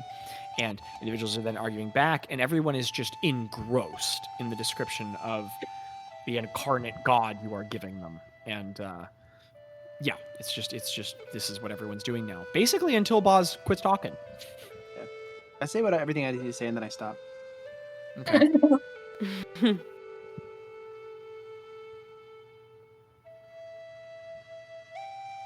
I ask Kavista, are there any other groups of y'all that aren't located here? He looks back to you. Yes. Many Kuatoa, all over Yalabrin. We are small populations. None compared to Dogma. All in danger of Dogma. They'll kill us all. And he gives that whistle. I put a hand on his shoulder. And I say, He gets that smile again and just puts a hand back on yours. I'm familiar with the gesture. I in Kuatoan, I say, I really admire what you're doing. And I want to help however I can. I can tell he's a cleric, correct? He appears to be, yes. Okay. I pull out my clerical symbol. He looks at it. Ah, not Karkrin. I say, yes, but I serve a god who values knowledge, and if there's any way that I can help you and other Kiviski Kuatoa, please, I don't know how to say please send. Thank you. That is helpful. Yeah. No other Kuatoa I have met are named Kivist, but if I meet any others, I will let them know. No, I said Kiviski. I said the. Oh, I'm sorry. I just misunderstood you through your mic. He says, Great. Good, thank you. Which god do you serve? oh, Abby's having a conversation. Greg, you doing anything? I don't think that there's anything Craig can do because he's literally surrounded by like language he just doesn't understand. Mm-hmm. He's playing Boulder Parchment Shears with all the children. Okay. They're very into it, don't understand it. Devolves pretty, they're not dumb, they're just exuberant, and the energy in the room is way too much in them. And it turns very quickly into them just all doing the rock symbol and just doing the rock onto each other's hands, and then eventually two of them start wrestling. And they are around you. You get the feeling none of them have ever seen full plate armor, and people are pretty excited about that. At some point, someone says in common to you, Your scales. Beautiful. Fell off face? No. Different. Good. One. That gross. Yes. So I have a helmet, right? you do. I'm gonna put that. It probably won't Okay. fit, will it? It won't fit on No, them. it will. Oh, on Okay. them? No. Their heads, Yeah. they have no necks. Their heads are part of their shoulders. Their heads are relatively huge to their bodies. But Craig, as you don it, everyone, like they seem impressed. Not like simple people who can't comprehend, but just impressed. They've never seen full plate armor, and also your armor is gorgeous. And as you don it, as the imposing and beautiful suit of battle-ready armor it is, everyone is impressed, and many are touching it. I'm gonna hand the helmet to one of the kids and just to see what he does One with of it. them gets excited, tries putting it on his head, doesn't quite fit, so he just puts it over his mouth and starts kind of shouting into it where it echoes back. Two of the kids start fighting over it. One of them punches in the eye. An adult runs over and starts separating them. The I helmet take is the given helmet back to back. you. Yeah. Yeah. I'm trying to think And if I it's- have anything of Two of the kids interest. are excited but pretty calm. Two of them are just, you get the feeling those might be siblings. Very rough with each other. Yeah. I don't think if I have anything interesting to let them play with. You don't have to. I think I'm just gonna start babysitting. I think while everyone's talking, I'm just gonna hang out with the kids. They Just are see what they're doing. so I'm gonna absorbed play in their it. And games.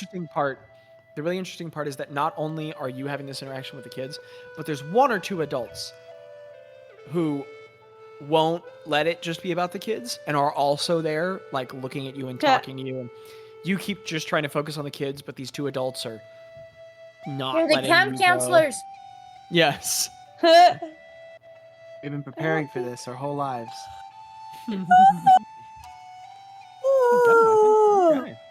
Oh, it was a yawn. Bazz, are you Yeah. doing anything? Yeah, Bazz is trying to look to see if any of the fungus that we cast on the corpse of the Yeah. and the gentle repose is still around, or if that's the Bazz, thing. give me an investigation check. All right, Bazz is very bad at investigating. If anybody wants to assist him, Did you Bazz rolled a ask? 15. Did you say what you're looking for? No, I'll he assist if if you don't say it, then I 15 can't help you. He's independent. You find pretty quickly. You follow your nose. It was a DC 8. You follow around and you find the chamber it was at. So previously, if you sort of go through a little tunnel, there's a connecting way that then splits into 3 more chambers, and they're kind of like home chambers. And now none of them are. There are no longer any homes here. Now, the abode chambers seem to have been moved, and that space, which was once the scene where that Kuatoan family had been found slain, is unrecognizable. And the other two rooms appear to be associated with this one now.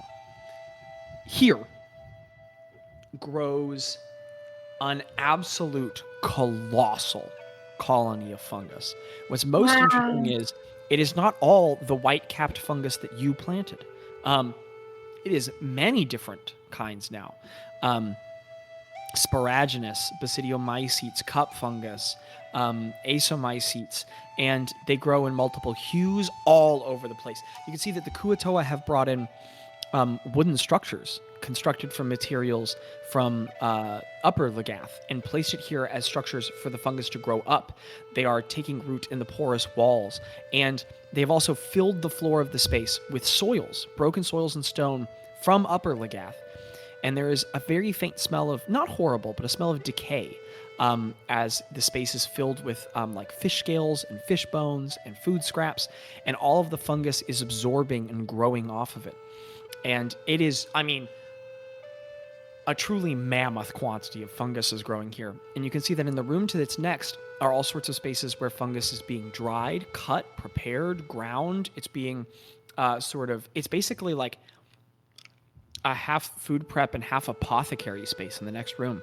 And then in the adjoining chamber to that, which was previously 3 different residential spaces, is an area where these prepared fungi are being like boxed and bagged, and workers are there and start discussing with you in broken common like pricing and stuff. And you get the feeling that this is now you quickly gather, one of the 2 main exports of lower Legath to upper Legath, and sailors who come through are the fish they catch, and then the fungus that they sell as medicine, as food, as spices. And you can see that in the more than year that you have been gone, multiple Kuatoa here have learned to use this fungus both as an additive supplement in their diet from some sorts, and then from other sorts to use it for medicinal purposes.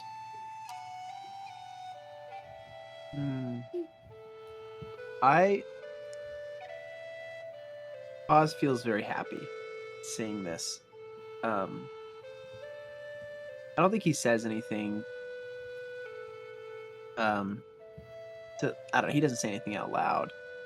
Honestly, what I'd love to do if it didn't take 8 hours, I'd love to like enrich it with plant growth, but I don't know if I can. It takes 8 hours to do that. So. You would need to cast the spell. Yeah. Yeah. No, of course. Yeah. It's like, I wish I could cast Fireball, but I don't want to cast Fireball. No. It's okay. Yeah, I was not trying to ask. I was just thinking, that'd be fun. It's very nice. And I ask him about, if someone comes up to me and asks about prices, I ask about like what the different types of mushrooms are and what they do, and I like earnestly want to learn, because I'm sure there's things here. You don't have to like figure all that out, but Bazz is learning and asking questions, because he's also trying to think about another page on the Druid's Almanac, because he's gonna create a page and leave that here in Legath, which he is canonically doing for every place that he goes. Absolutely. He's and studying the plants and like writing like Druid in the Druidic speech or whatever. Bazz, you do get an entire discussion on what each kind is, how they work, their nature, which ones are edible, which ones are used medicinally. And the really interesting thing is that as you speak to the Kuatoa, you cannot help but have the tendrils roots also branch out of your lower limbs, and as they connect across the porous floor and slowly like sort of connect with the soil and bind to some of the fungi are interesting because they are not plants and they do not have roots, but their mycelia still, because plants can connect with many nitrogen fixating fungus species in a way that Bazz doesn't necessarily have scientific terminology for, but magical understanding. Your roots bind to some of the mycelia growing off of the fungi, and you feel, Bazz, that thrum, that sort of resonant vibrational energy somewhere in these organisms that you still feel, that magical signature, that deoxyribonucleic poetry that you feel from all the plants in the world, that you felt at the wellspring, that you felt that great world tree, sort of, so to speak, life that you've been studying. You feel it very faintly here. And you feel that connection. I want to buy some mushrooms. I want to buy like an assortment, like a mixed bag, like a little bit of everything. A bag is gathered, and you are given all edible varieties. And as it's handed to you, the vendor says, "No cost. No cost. Have. No. Bazz You looks planted. You- You grew. You birth. Okay, Yours. okay. No okay, cost. Okay. Your Thank you. eggs. Thank you. Yes. I take the Yes. bag and I whatever form of handshake they do, Bazz probably awkwardly. Okay, does. Bazz. As you extend a hand, the Kuatoa looks confused, steps back from you, and extends their hand. Not close enough to touch yours, but just also extends their hand. And both your All hands right. are in the air. That is what we do. And then I take my bag and I make my way back to the group. You have a pound bag, which in mushrooms is quite a bit. A pound bag of dried edible mushrooms of like an assorted variety. Anybody else pooping anything else? Is Ro getting really cold? Yes. I have Also, a to be clear, solution. it's cold. Yeah. So Ro remembers that she's used this spell for lots of things. She hasn't done it for this ever. She figures out how to do it.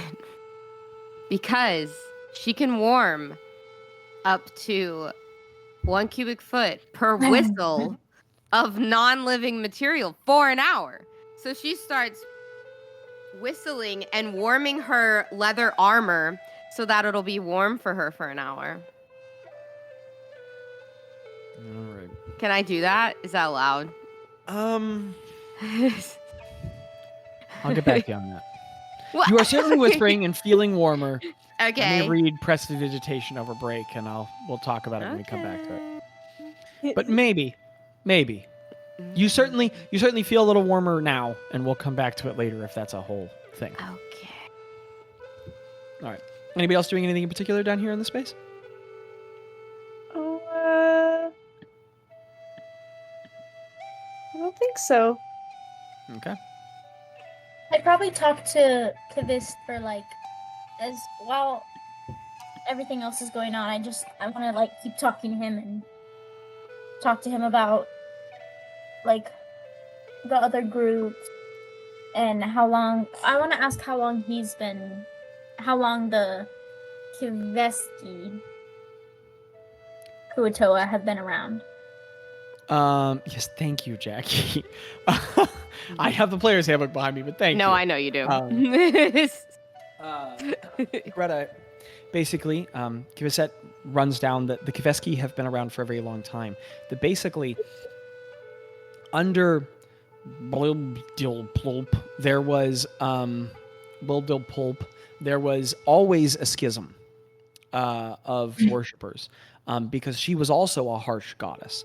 And essentially, you get like a summarized history. The Kuatoan life has often been hard, that they have, across the world's oceans, often been at conflict with the Sehuagin people. And while not in open war, at conflict with merfolk and sea elves, and again, not war, but just separation of cultures. And you also put together like, oh, yeah, the Sea Hag was Sehuagin, or at least Sehuagin relative, as was, oh my goodness, the Sea Hag you all fought in the Sapphire Desert. The dungeon, somebody help me out. Why can't I remember her name? Salgin? Yes. Sibling? Salgin. That she was also Sehuagin. And so, basically, he tells you that, like, as historians orally pass down in the Kuatoan tradition, that Blildilpulp was like the Sea Mother was a provider and a protector against many of the other peoples that the Kuatoans feared, as well as the many considerable foes that live under oceans, but harshly translated, and that dominant cultural belief of self-protection and sort of a belief in trying to attain a racial superiority over a lot of the other peoples of the oceans, a sort of reactionary, xenophobic, fearful motivation, a nationalistic, jingoistic perspective, was always the most pervasive one. And therefore, the way that the personality of their goddess was always manifested in the end.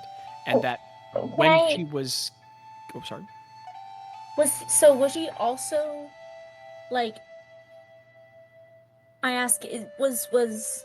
And I say it right, Blibdul Ploop... Was she also... like created by the people? Well, yes. And they tell you that is the nature of the Kuo-toa, that they believe their gods into existence. But that she existed beyond the veil. And that it was beyond the veil that she was killed by Zorgrim. That she was apparently the first or one of the first lesser deities that he murdered. And that the god-killing god slayed her first and left the Kuo-toan people in disarray and ruin.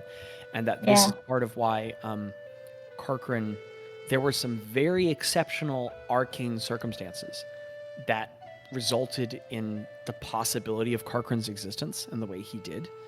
And essentially, when Blibdul Pulp was dying, she was a very harsh and violent goddess, but that her last act as she was dying was to provide her worshippers with sufficient power to create a new god, a young god. And that this is why they are the dogma Dawn. And that this process, centuries and centuries ago, perhaps a millennia, he's really struggling with the time, was... Does Gretta know? No, absolutely no idea. Okay. Not only do you know almost nothing about subaquatic cultures, you definitely know nothing about their esoteric religion. Just checking. But, hey, valid question, my guy. Valid question. Sorry if that came off sassy, but that this was the process that gave them the possibility and potency to create Karkrin within the veil. Okay, so I asked them... Sorry, am I interrupting too much? No, go ahead and ask your question. I asked, so where did power to create Blibdul Poop come from? And he says, from our belief. Ah, yes. She was always true, and as our belief precipitated, she became a truth realized. Yes. Okay. Hoffa's gonna make some popcorn if you all want to roleplay for a moment. Do I want to have some popcorn? I'll take some popcorn. Yeah. I'll have some popcorn. Yeah, can she make some for all of us, please? Share, Hoffa, share. I'm gonna be muted for the next 2 minutes, Okay. so if anyone wants to do anything story constructive.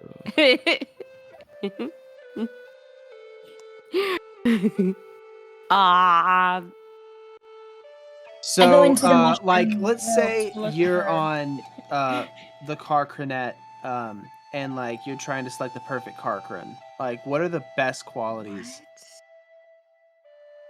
Like, who would you give your rose to? Who are you worship. asking this? Anybody? Are you asking it to one of us? Love to I'd think that this say- is a conversation between Bazz I'd say and it's all about the claws. Oh, you're a claw guy. Greg, Okay. isn't that a little shallow, Greg? No, hey, about, like, listen. what about People the like heart? what they like. Okay. Okay, let me Greta, just tell Some people you. like claws. Some people don't. Let me just tell No. you. You About can what's get a inside lot about someone's hygiene and their True. health Claws can get musty. from People their don't say that. claws. Okay, you can tell a lot about someone with their claws. Well, so what kind Like, of do claws are they you wash looking their for, Greg? hands after they Do go you claws? potty? I'm looking for some clean. I'm looking for some maybe like cutesy painted claws, right? I'm talking like expressive claws,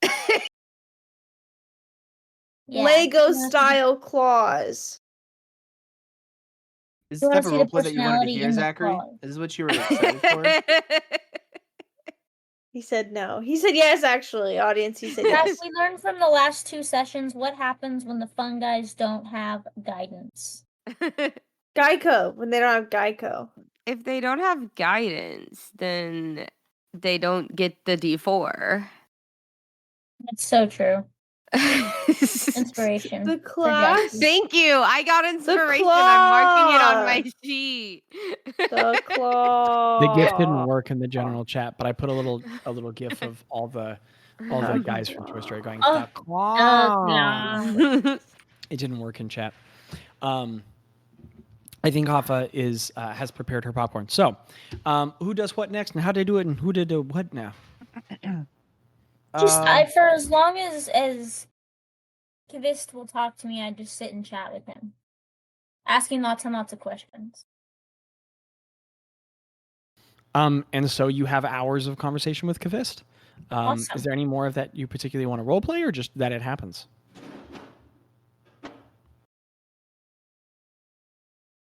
Let me think. Maybe. And is anyone else doing? Back to me. Okay. Is anyone else doing anything else? We also don't have to stay here. I want to kind of walk the way where the battle was and like what happened and like remember the pieces of like Gretta casting Witch Bolt on the Sea Hag and like the Kuatoa and like picture like the warriors that were still there with us trying to fight her off as we were. Her coming up out of the waters and the tentacles that we had to fight, like just kind of like piecing together the first time that we had to like do something together. And Bazz, you recall as you walk around the space, the first physical conflict of your life, the first moment that you were afraid of death, the first moment that, not as a concept, but as a very present reality, the first moment that you got a taste of how violent this world outside of your home could be, the first moment that you met so many of these peoples, that you discovered so many of these things, you can recall vividly in your mind what is simply a walkway now, the place where the bag of the Sea Hag fell and where it was recovered, the Nifty's spyglass, the scope of the world wander, and the orb which rolled out of it and started an entire path for you all and for Craig. And it is a flood of it's a flood of recollection and memories as you walk around the space. Some good, some bad. Can I try to walk into the small room, or is it completely closed off? You and I both know what the small room is, but just for everybody else. The the one that they said that was desolate and like kind of left a little ruined, where they used to have their temple. Yes, Craig, as you go and find it from the last time you were here, it's a storage room now. It's got crates in it. It's just like, basically, they've taken out the accoutrement that was ruined and just replaced it with, it's just a place where they store things now. There's dried fish in crates and barrels and nets, and it's just a place where they store things. I'm gonna sit on one of the boxes, and I'm gonna just kind of reflect on the last time, or the first time I ever had like a religious thought was in this room. Wow. Craig, it's a strange recollection. You remember back to your first reflections on these statues. Religion always seemed, in whatever way it was to Craig, just not for him. A different people's system and game, and how it was this bizarre journey. It was getting kicked out of your house and traveling around the world and finding these people that began to realign your perspectives on a lot of things. You sit there and you think about the symbol. You can feel the symbol of the Maker on your chest, under your armor. Feel its weight right now. You have the memory of finding old here and first being intrigued by the voice in your head the first time you heard it. Yeah, I think that Craig is just... He's gonna kind of... Hopefully no one's around. Can I just double check no one's around? Nobody sees me? Yes. In this moment, you do not see anyone. I mean, there are plenty of people, but they're very... you can see that a a lot of the attention is starting to go to Gretta and Ro, who are capable of speaking Kuatoan, and excuse me, I'm going to. Bless you. And that was Mario sneeze, and also, you know, as Bazz is recollecting details about Karkrin that people want to hear again and again, you find that, and also the children got distracted, that you have a moment of reprieve, of peace. Okay, I'm gonna be like, hey buddy, are you there? To where it's like all old. Mm-hmm. The voice comes in your mind. Hello, Craig.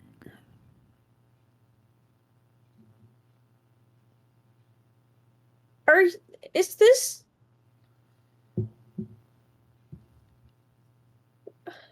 What is... Do I have a religion? Do I have... like... I don't know, Craig. I'm not much one for religion. I find it boring and simple. When did I pause the music? I find it boring and simple. It is disinteresting to me. As I understand, I think you are deeply connected to your Yahala now. So I would say so. I believe he is now the provider of your powers, no? Are you not a paladin? I guess I am. Is that like the criteria? Is this like what it looks like? Am I doing it right? Like, is this what I'm supposed to do? To hurt you, Craig, but I would have to care to know. And I am deeply disinterested with the gods. They are boring. What are you interested in? Life, existence, everything that I can see. Okay, so you're like... Okay. One day, Craig, I will see all of reality. I will see the outer realms and the inner, the past and the future, all at once.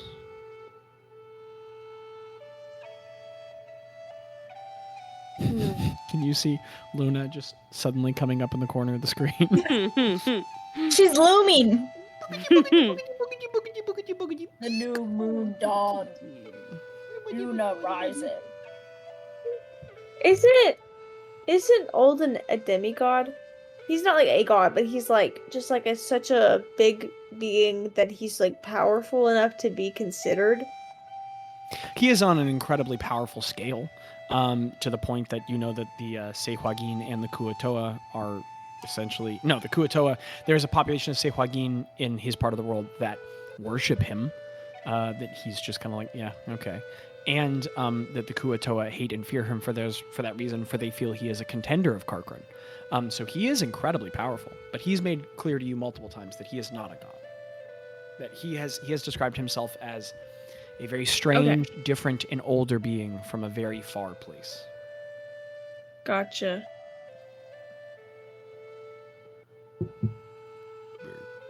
I don't think I like it. I don't think I... Micah has fully cut out. I heard I don't think I like it, and then she froze. With a Yeah. very displeased face. I don't think Craig does like it. Hello? Are you back, Mickle? Oh my Okay, gosh. there you Oh, go. there she is. You left off on, I don't think I like it. Because I don't. Hello? Oh, okay. Hello? Micah, can you see and hear us? There we go. Yes, Okay. I'm here now. Okay. Okay. I think I don't like it. And I can Craig's feeling, it's like the emotions that he didn't have words for are starting to kind of like build up in like frustration. He's like, it just doesn't make sense to me. Like I'm very thankful for like the power that like I'm provided, but I kind of feel like a level of obligation of like devotion that I don't really know if I really wanted in the first place. But maybe it's the one that makes sense. And if this does make sense, shouldn't it make sense for everybody? I just don't. And also, like, I never talked to the guy. Like, he's cool, I think. But like, why am I now obligated to have a? I don't know. What's the etiquette? I feel like I need to get a book or something on religion. Like, what's the proper etiquette of God give power? God gives you power, so now serve? Like, This is the very reason for which I am so deeply disinterested with them. They are self-importing, self-righteous, selfish. They relate other beings to them by devotion and service. I don't care. I want what is. I have no interest in what should or should not be. I feel like there's like a lot of crap. There's like a lot of crap between honesty and authenticity. And I don't think I can pretend. I got this full suit of armor on and that's cool, but like deep down I just feel like a guy who's in the mines. And I would prefer that, I don't know. How did I get here? I think Craig's having a little existential crisis in this storage room. And tears just kind of flood down his eyes because he can't even do religion right. And he's like, how do I, like, I just feel like I'm supposed to do everything a certain way. And I feel like I just don't even know what that way is, and I'm just like missing the mark. And no one's telling me I'm missing the mark, but it doesn't feel right. This doesn't feel right. It should be, I don't like how it's, I like the fact that I can talk to you, Old. I like that. Yes. I like that I like talking to you too. Yes. And I like that, I think maybe because I had that experience at first. Yeah, I didn't see you necessarily as a god or anything like that. I just kind of kind of. if I was a god about 5 or 6 times. Yeah, but no, I mean like in the way that like you were all powerful.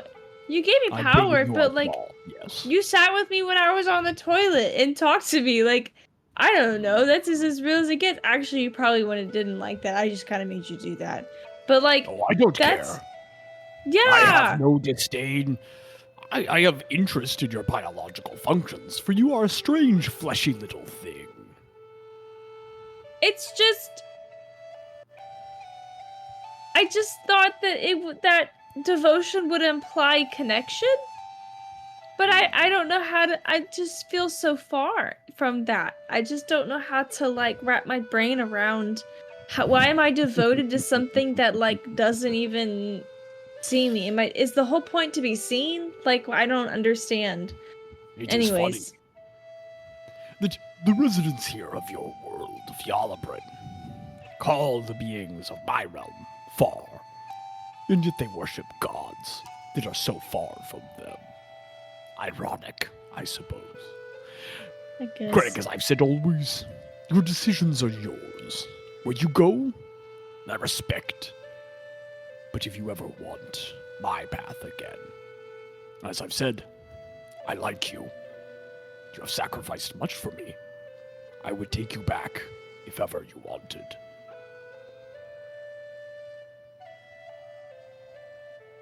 I really like you. All right.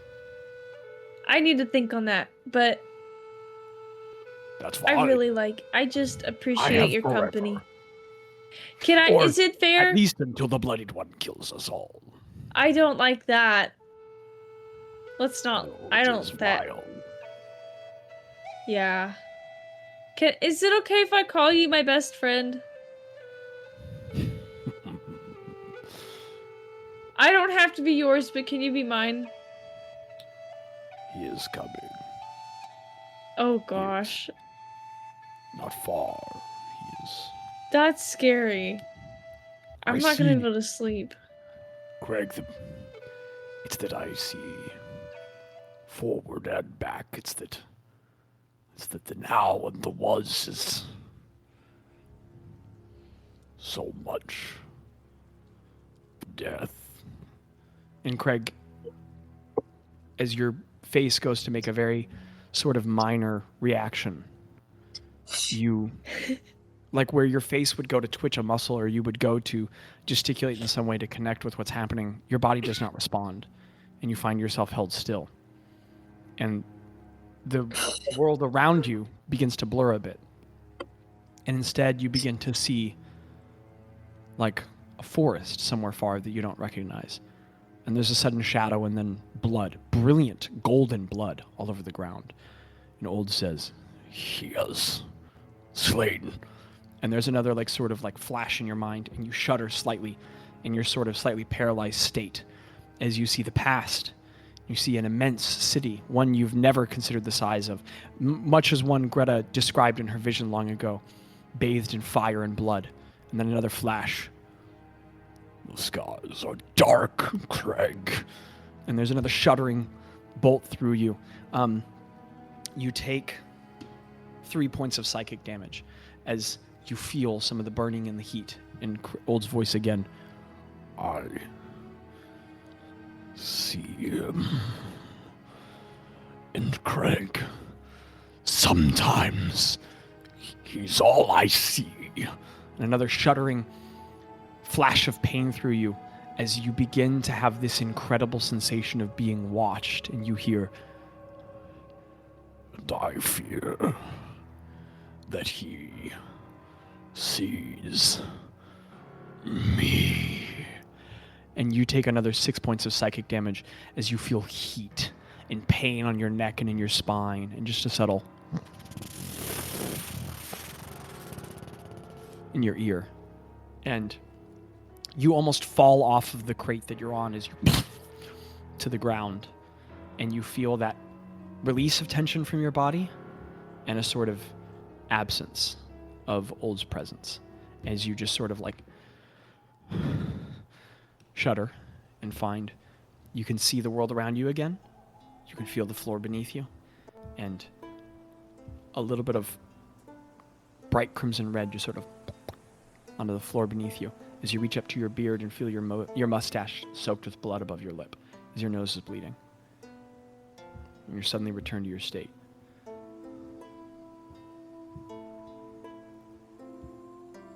I don't think Craig can move like a second. I don't think he can. He's in the present, but his mind is just trying to wrap around what just happened and what was just revealed to him. There's something scary about Old feeling scared. I might have already said that in the past, but it is a scary feeling.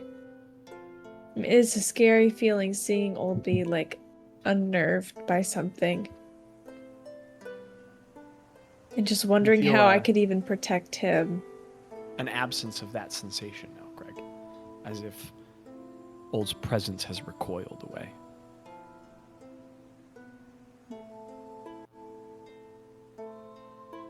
He takes a broken, deep breath. And he like staggers to his feet. You know, just like just disconnected from himself almost. Just such a jarring change between vision and reality and connection and disconnection. He's just kind of like left a little jarred. And he's just stands to his feet. He wipes his nose.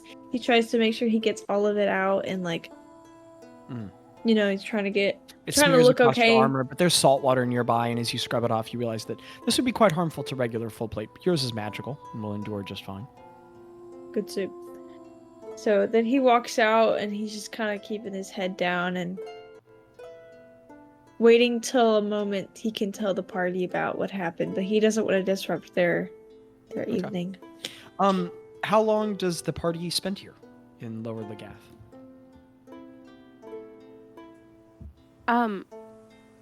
Ro wants to take out the side of past paths and think of each of the party members and follow their paths. Freaking sick, Jackie. That's such a cool thing to do. Take inspiration from me, dude. Okay.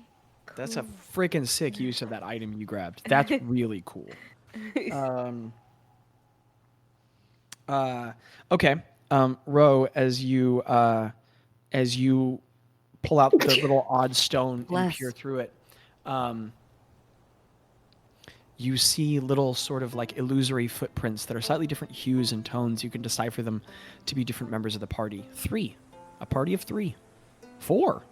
A 4th set of footprints. No, 3. I forgot Reagan's character refused to go down in the tunnels. 3 footprints. That's right. She never even went down. She just left. Wow. She just disappeared. And you see no vision, just presence of footsteps. They move around the space. They're centered around one location.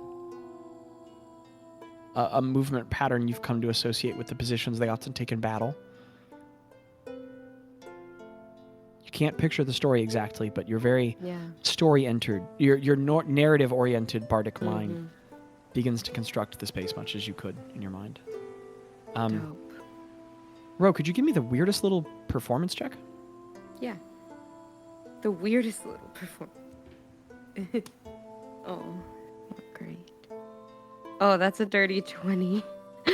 I rolled a 5. Tell me. Oh my goodness. Tell me. Because you have Soulmender. Yeah. Tell me, or Song Splitter rather. Tell me if I'm wrong. Would you say that Ro's very bardically oriented mind, I'm not trying to make roleplay decisions for your character, begins sort of like thoughtlessly playing one of her instruments a bit as she considers all of this? Yeah, I would definitely think so. The weirdest thing, because it's not your bardic discipline at all. It's not your college. You are not College of Illusions. Yeah. You find oddly that these sort of bronze illusory depictions of what you're imagining begin briefly depicting themselves, like sort of like sparking in and out of existence as you absentmindedly play your chord, and that quite a bit of the end of the Kuatoa speaking and interested in the party sort of forget what they're doing and begin watching you as you don't even realize you're doing it. For a moment you think it's your imagination before you realize that you're making the magic happen as you, world famous bard, one of the most powerful bards in all the world right now, begin the magics that Vilek passed to you and taught to you, that you seem to have strangely picked up just a little bit of his magic, the way that he can make illusory symbols of stories come to life, that as you play and imagine, these sort of hollow silhouetted figures begin making themselves around the space, and everyone gets very engrossed in this before you even realize you're doing it, and you sort of like lose the song a bit and it stops, and you're not even quite sure how you did that. You didn't know you could. And you realize just as you stopped that out of your peripheries, those like metallic wings were starting to appear and then dissolve. Oh, that's so cool. That's amazing. Dope. Does the party, everyone's impressed, there's a conversation about it, but it moves on. Does the party stay here in the caves? Do they go somewhere else? Anything else? Bazz tries to look for Gretta. I give up like a investigation check to find her. Greta, are you actually hiding? Now, you do have to unmute yourself for me to know what you're saying. This is the way. You're still muted. This is the way. Okay. Greta didn't hide. Bazz just thought that she did. Yeah, okay. Bazz, you find her. Got it. Everyone's in the same place. The Kuatoa just don't quit hanging around you, but eventually you guys are not crowded after a couple hours. Oh, Landon has now muted himself. What is Greta doing when I walk up? Dude, I think she is like, just as long as Kavist will talk to her, she is like asking questions and sharing information and gathering, like she is chatting. Okay, I think Bazz would wait for them to stop. He wouldn't interrupt her. But whenever they do stop, whenever that moment is, or if he gets pulled away to do something, like if let's say the orcish woman is like finally done waiting for him to be right back to, I don't know, whatever. Yeah. Yeah. 3 or 4 hours later, Greta and Kvist begin wrapping up their conversation. Yeah. Micah. Bazz saunders up to Greta. Is Tello nearby, or is he doing something else? Yes, he is. He's just hanging near you all. And he's getting assaulted by questions from the Kuatoa about who he is, because they don't know him, but they're curious with, this person who's come along with them. And he's just being congenial as he is. But you can tell, Tello's just, he's not on his usual suave game here. you can tell that he's just a little off for obvious reasons. He's there. I look at Greta and I say, I just think, I mean, it's pretty cool, isn't it? Now, did you go see all the mushrooms back in that old room? It's like gone crazy. It's like gone wild in there. I hold up like a bag that's like a pound of mushrooms. I grabbed some for us. These are all edible. We can just like eat them. Wow. Oh, I know. That's so incredible. Also, mushrooms aren't plants. But they are still part of nature. So, I was up there. I was up there and then the mushrooms, and you know it was beautiful. And they've like constructed like this entire like life from like selling these mushrooms for like food and for magical ingredients. And I just kind of thought that this is literally all because of you. No, like it's because of us. We finally see how together. You made a really dumb choice that led to just like all this like overflowing, never-ending beauty. And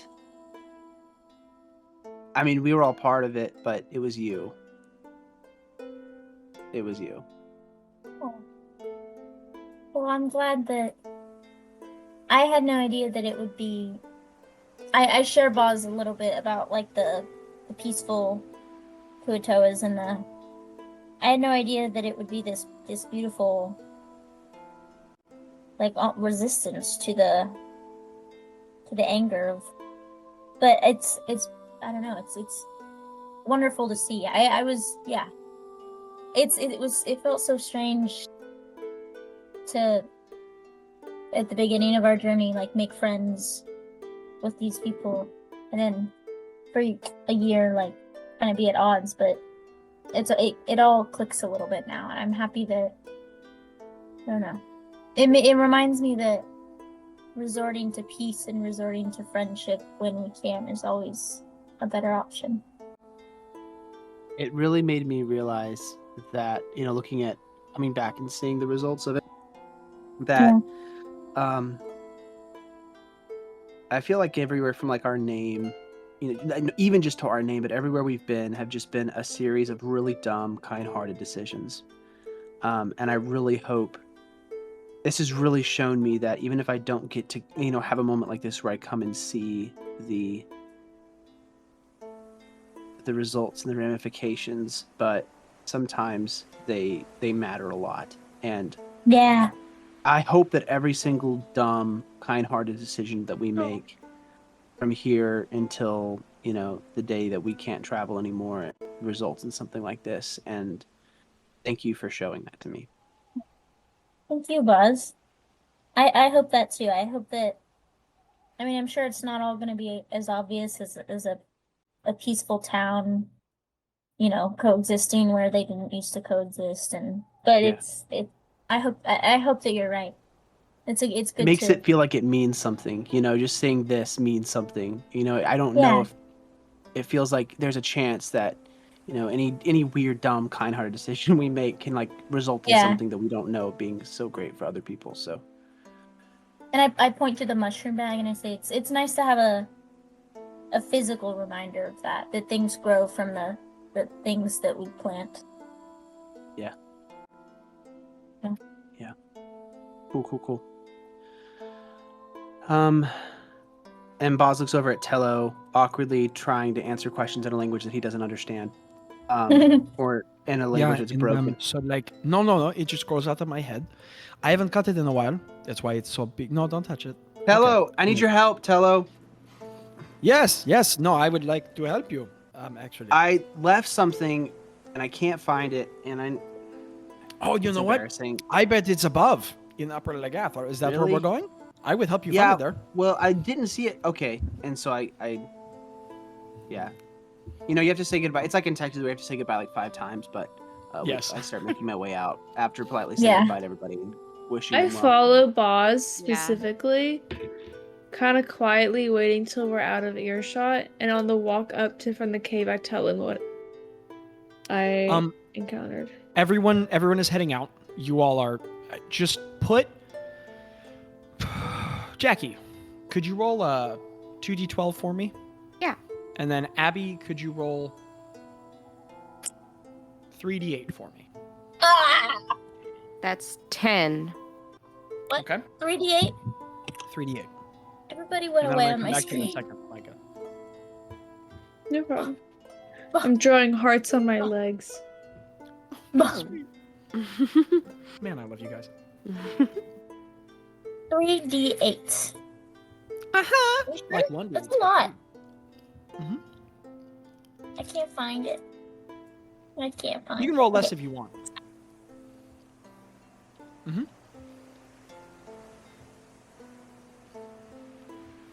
10. Nope. Mm-mm. 9. 8. That's 8. Oh, Wait, Zachary, do I 8 have to roll? plus 8. 16. 16. What'd you say, Landon? No, you don't need to. On your way out, you all are loaded up with whoever wants to record it. 10 pounds of dried fish. And 16, I think, is the number Abby Yes. came to. 16 pounds of Yes. dried seaweed, which apparently is also edible. These won't keep I'm- forever, but you have them. I put them in my... I don't put them in my pockets. Oh, okay. It's munching on the dried seaweed. She likes it. Canonically, Ro Yeah. really likes Mhm. dried seaweed. She would. And so as you all are on the way out, greeted heartily by the members of the community, Craig, you Yeah. are on the way out, and very suddenly, Kavist, as you're the last one trailing behind, just grabs one of your hands to the point that it startles you. And as you turn around, he has a very, not an angry, but just a very serious, flat expression. And he looks at you and he says, "The greatest job many us have in living is plant harvest. We will never live to see grow.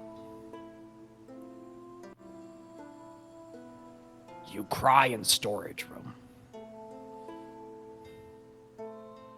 And then he hands you a dead fish. Craig's eyes, like, and you know how his eyes are like really blue? I'd say that like when his eyes like get teary and red, like his eyes get puffy, the blue just like pops like Pops? 10 Yeah. times more. And he's like, yes. Kavist pulls his symbol out of his tabard and lays it on his chest. And he holds the symbol in one hand and then puts his hand on your chest. And he says, "No one knows. Some believe." And then he just turns around and walks back and goes back to scrubbing the statue. Did he hear? You don't know. Been a long Craig's time like- since I said that way. Oh. Craig's Craig, why don't you give me an insight check? Craig's just a loud Not crier. to spell it out for you, but maybe not to leave you in the total dark.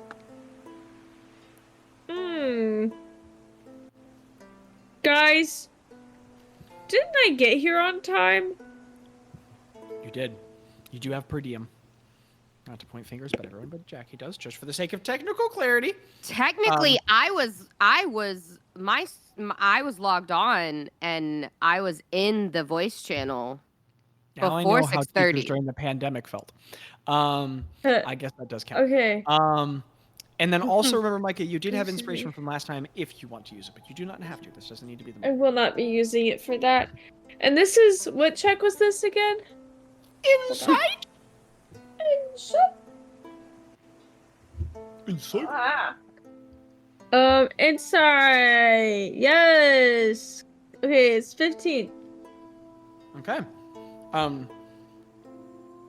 Craig, how Kavist knows anything that may or may not have been going on with you is, I mean, he said he saw you crying in the storage room, but beyond that, you're not exactly sure. But you got a little bit of what he was saying about the symbol he was holding. Again, the how was weird, but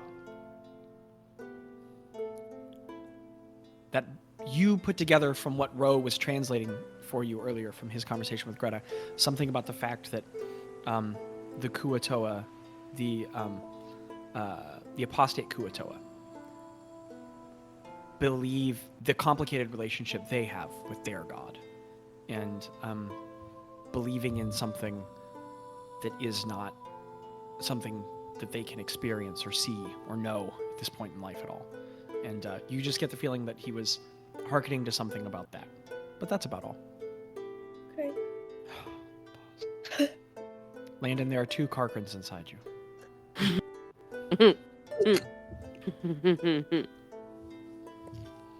Insdi, you are 2 Karkrins. Does the party head back up to Upper Legath? Yeah. Does they do any of Ting? One is lobster. Guys. How do we want to get to the city? Or did we decide if we're staying here? Or what time is it once we I'm come out not of the leaving until cave I go to by this Nathan's town? bread shop. When you all go back above Yeah. ground, you find that it's roughly like 1:40-ish, Okay. somewhere in there. So do we want? If Are he's we still staying? alive. Are we He looked staying the a little bit night? close to the grave, if I'm being honest. Last time I saw him. Are we staying the night here, or are we? Yeah, there's a really good tavern, and the Let's mayor. We sleep- gotta go see the mayor. I don't trust anything you say about this town. And she turns to Greta and goes, "Are we? Is the inn nice, or do we need to go find a place up in the city? And how are we going to get there? Are we flying there? I I'm not can't really going to the city teleport us tonight. because I don't know of a. We're not going to the city tonight. Unless the tavern's closed now or something, but So we want to stay the night here in the town, and then maybe we should go to the town. Maybe we should go to the tavern. Ask about, hey, what's the best way to get? I want to up see the mayor. the town? Well, where do you think in this town the mayor is? Probably City Hall. I don't know. It's the lady that hired us to go deal with the Kuatoa, and she was remember. I'm like just all. saying- She was all like, "Whoa, Kuatoa, are we sure we're their friends?" And now they've built a symbiotic relationship, and they're all buddy pals. I want to know what happened. I want to hear the story. Buddy pal. I'm just saying. What happened from there's the only barn one- to There's only lower? one bar. So maybe if we go there, she'll also be there. Maybe she looked a we little can bit ask- toasted when I saw her the first time. That makes sense. You can ask the best way to get to the city. I think there's only one street. There's only like one long street. I right, think it's Zach? gonna There's take not like us- a lot of roads. Guys, Right, maybe we guys, should just guys. go Just the hang out left and- or the right. We just gotta walk down. It's Nathan's like, is on the listen, left. it's a Tavern's on the long right. way. It's a long way to the city up there. So we're gonna have to fly or tree or something up there, like to the main, to the. Should we do that today so that we To can the be fancy ready I've flown city. tomorrow? cross continent as a bird. I am not concerned with going up the mountain. No, I know. It's just okay. Here's the reason. The What a reason. plan Like is I've so that we can migrated. be Like I've healthy and literally happy and flown sleep north out for the tomorrow. winter or south. Balls, whatever I direction have birds go for the two. winter.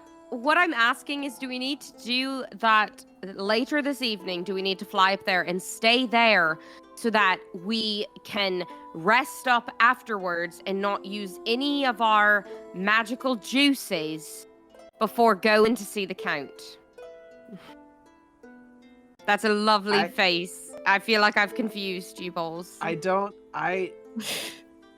I put this? I don't need the magical juices that I use to the way that I'm gonna get there.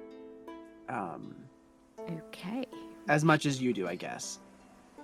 So maybe Are you can saying go you're ahead. stronger than me, Balls? No, I'm saying that I can just turn into a bird 3 times a day.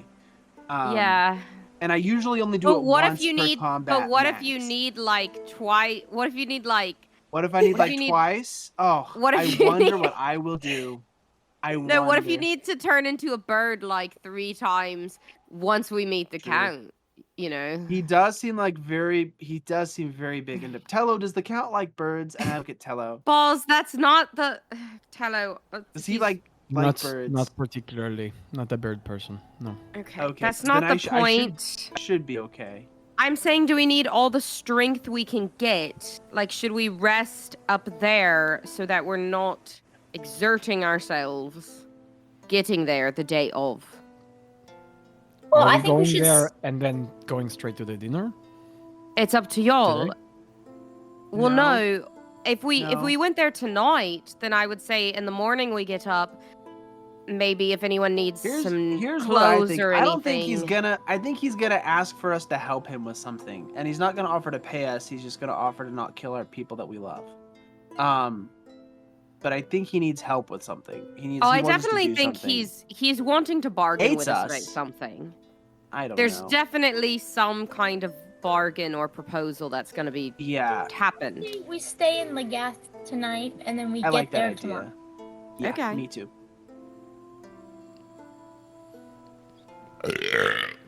All right, I walk down the road. Good point, and I start Tello. looking for Nathan's bread shop to see if it's still open. Excellent, Jackie. I hate to say this as Micah has walked away. Perhaps she'll be back in time, I'm not sure. As you all walk by, as you are on your way to town in the building where Nathan's bakery was, Nathan's Goods, as you remember it was called. You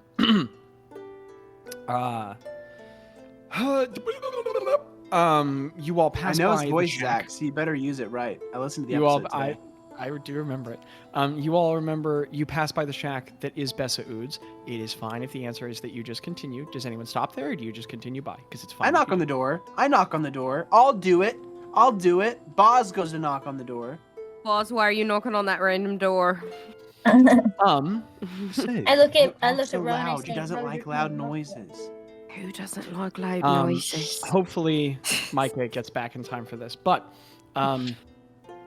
as you all pass toward the shack, you find it much as you left it in a year past. Let's get a little change in music, shall we?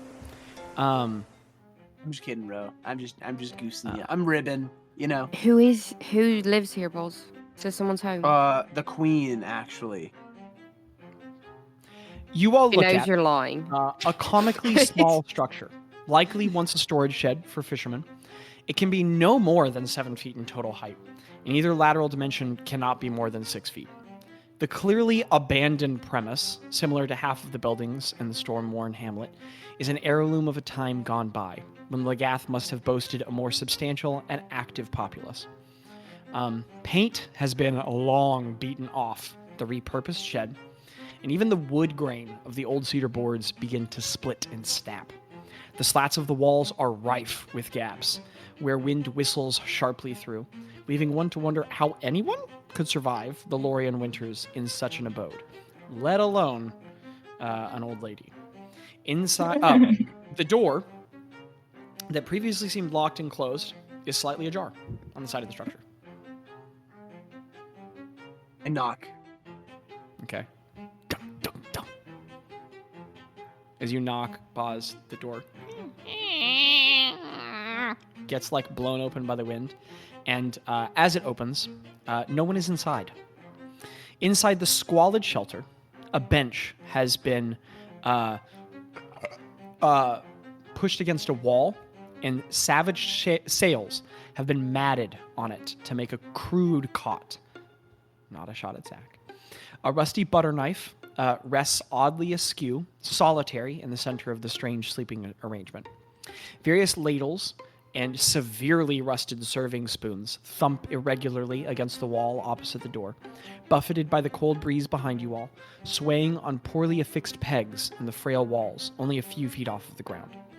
Empty wooden pails sit stacked by the makeshift bed, caked in sea salt and harsh scrub marks from some metallic scoring brush, while one sits a few feet aside from them, producing a deeply fetid scent. Just a horrible, horrible smell. Fish scales litter the floor, and a bizarre scent of vanilla hangs in the air. Micah, the party has gone and stopped at Bessa Oud's shed. Did you all They've wait just for gotten me? They've Okay. just gotten We're on the still door. there, Micah. They've just gotten there. It's much as you remember it. Ugh. Sorry, Micah. I know you're in pain. That was just really funny. I am. It's okay. It sucks. I get them too. It really hurts. Did I you get call them out, where they affect your lymph nodes? Bessa. What did you say, Micah? Do you get them where like it affects your lymph nodes? Yes. It sucks. Bro. Okay, anyways. Bazz, as you call out Bessa, There's no It's response. okay. But the sort of like bench sail cot is there. The rusty butter knife is on the middle of it. The ladles are slapping back and forth on the wall. There are the very harshly cleaned buckets, and there appears to be a bucket in the corner which smells. Greta, hear me out. Yes. I have another proposal. Legend lore. Is it are you kidding, Landon? I don't Are you have kidding, it. Landon? You don't have I it? took it off. I took it. Wait, is it part of my? No, I did. Yeah. We Wait, can let me stop check. by in the Let me check. morning. We can stop by in No, the no, no, morning. no, no, no, no, no, no, no, no. I mean, that'd be a powerful spell to use up right before the count, but you could also cast is Divine anyone else Inspiration. doing anything else with this moment? Craig or Wait. anybody, or Ro even? I want to look around the Um, place in a respectful way in case she's invisible and watching us, just to like look for her, see what happened to her, try to piece together. Does it look like someone currently I'm lives gonna here? say something. I'm standing way Oh. back Yeah, Go Micah, what's ahead. up? behind everyone. No, go with Landon first. He Okay, said things Landon, first. you walk into the shed. Make me an investigation check to try and piece together details about this place. Craig, as Bazz goes in. Oh, I do have it. I do have it. Good as well. I do have it. Okay. I got a Craig, 17. were you? 17. Bazz, as you scour the place for details, the fish scales, some of them are old and ground into the stony floor, which is just the stone ground beneath it, broken into many pieces. But some of them are fresh, and there are bones about, fish bones that look new. Also, someone has to live here currently, because as you briefly move your head close to the poop bucket, yep, that's fresh. It's full of fresh poop. Yeah. I mean, not fresh as in 10 minutes ago, but definitely from today. It's not all fully frozen, which the cold is probably helping quite a bit with the smell. Craig, did you say that you were up to something? Or Micah, that you were going to say I'm something? writing her a letter. Okay. So, Craig, you pull I'm out a little gonna piece leave of paper. What are it- you writing on it? I'm writing like a whole page long note about how it's been a year and she's still someone that Oh, I we feel bad fondly thinking about you. consider and how like she left an impact on us and we just wanted to stop by and say that hi and we're hoping she's doing well and that if there's anything we can do to make her like Craig, You're halfway through feel writing that good. letter. Bazz, you're halfway through peering into the poop bucket. Greta, you're beginning to like get out your components and consider the spell. Ro, where I'm you're standing a looking for my distance behind, components.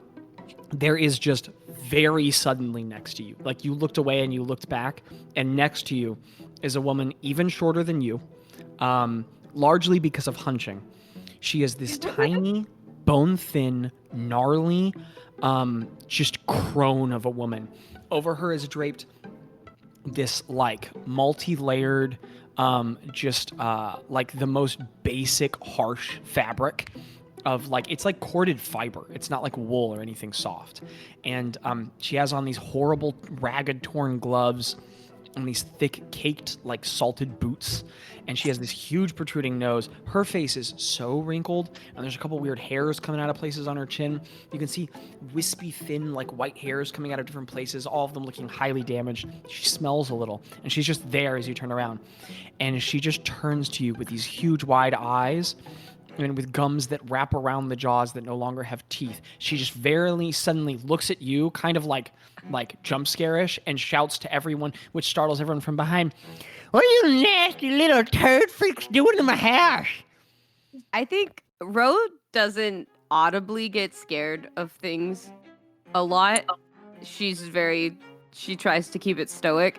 I think she lets out a bit of a scream when she appears beside Ro. Nessa! She turns around and looks at you, Bazz. Look here, you nasty little freak. Get out of my We just house needed right Ro- now, or you gonna get shoved, do you hear? I'm sorry. Ro really needed to use the bucket, and so we had to stop. What? No, I'm so sorry. My bucket. Get your own. Well, we haven't used it. We were going to wait for you to get back to ask your permission. You drop it, you pop it, you feel me, son? I do feel you. I do feel that. And a little tongue darts up and licks her lip. Tessa, do you remember us? Do you remember us? I remember you stupid and you get out of my house. We can get out of your house. It's just cold. We were wanting to say hi. It's my cold and you can't have it. That I'd love to give it to you, all of it. You can take it all. All of the cold. Here, just let me, just move aside. And she literally All right, just I puts step hands out of on the you way. and pushes you, Ro. You weren't in her way. It's a very feeble push. And she steps by. She's weaker than you. Ro steps by grabs you. Tello's arm. And is Tello just grabs yours and goes, "This is frightening." Grow up, And tetanus now? she steps. Sorry, boss. what? She steps into the hut and she goes, or the shed, and she goes, "Where can I find my?" And her hand very suddenly lunges to the cot, grabs the rusty butter knife, and whips around, and she goes, Gotcha, you little stupid little turds. Oh, you're getting stabbed. I'm gonna murk somebody. I got you something. Greta's Did ya? gonna hunch over. Yeah, I did. What'd you get? You know, I personally have enjoyed these. I got you a pet rock. Oh, one of your drugs, but I'll take that. What kind? "What is the pet rock?" And with, okay, do you remember the monster rock that we the big rock monster that we defeated Yeah. that one time? Yeah, Yeah, I had a piece of crumble in my pocket. And Excellent. I'm gonna say that Lovely. I had already can I just like say I already drew Absolutely. little eyes on it? Craig, give me a persuasion check. Can I assist? Can I assist before And he I does it? wink a little. Can I assist? How are wink you a little assisting? bit. I offer one of the pet sticks. As well in the same manner. Okay, Bazz, also make a persuasion check. That is definitely separate. No, Craig. Okay, I can do a perception check. Okay. I mean persuasion. Hey, you're Yeah, I can cool. Cause I got a nat 20, which is 21. I got a 27. Oh. Okay, fine, but I'm Craig, so that's and really so a nat amazing 20 for persuasion me. for Craig is ridiculous. It's That's awesome, ridiculous. You all hand out both one of the last remaining pet stick probably at this point. No, you also have the one you mix with. Still have Yeah, one. yeah, one more. Bazz, you have hand out one the in pet my stick inventory. and the pet rock, and she goes, Look I here, give her the you gunky little- one like that made the berry mash. excellent. I give her the gunky she goes, one, yeah. Listen here, you little. Ooh, I like those. and she just nabs the rock out of your hand really quickly, Craig, and she goes. She looks at it, she strokes it slightly with a very bony and slightly like wrong facing finger and just goes, I've never been a mother. and she just holds it close to her chest and looks up at you, Craig. I hate you, but I love him. And she just walks over and puts it on her little cot. She moves one of the sails, which is a little bit like crunchy, and just moves it over the pet rock and goes. Sleep well, sweet That's prince. bad. And then she turns around and looks at Bazz. And you, tall, little tally, you little freaky little tally. I like the stick too. And she takes it from you and she goes, Good for sharpening my butter knife or maybe my wit. and she just tucks it in next to the rock. All right. What do I owe you as an adoption fee? I know you're a businessman, I can tell. I just want to say I hi. don't. Good, because you We would just have want you paid to let blood. Ro. We just want you to let our friend Ro poop in your bucket. I Yeah. do not wish to do that. Greta, give me a persuasion check. I do not wish to do that, Miss Ood. I could lay you an egg. Oh damn! That's a No! natural one. You don't wanna- Do even you wanna know know? my Nat one. modifier? Nat one.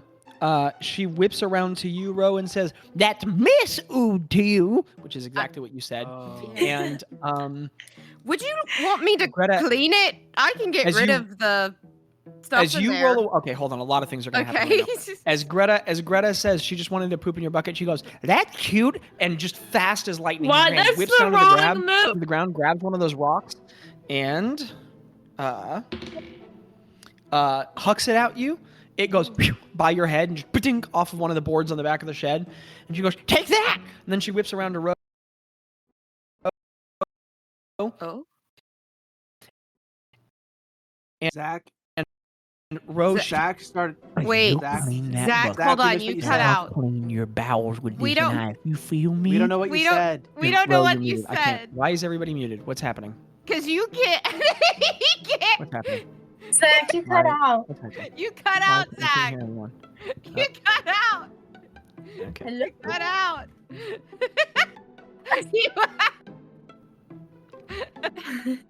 As I was saying, she looks at you, You and cut says, out. We didn't You know clean what that you... bucket, I'll clean your bowels with this knife. You feel, Granny? Oh, okay. I was just offering to be nice. I clean the bucket.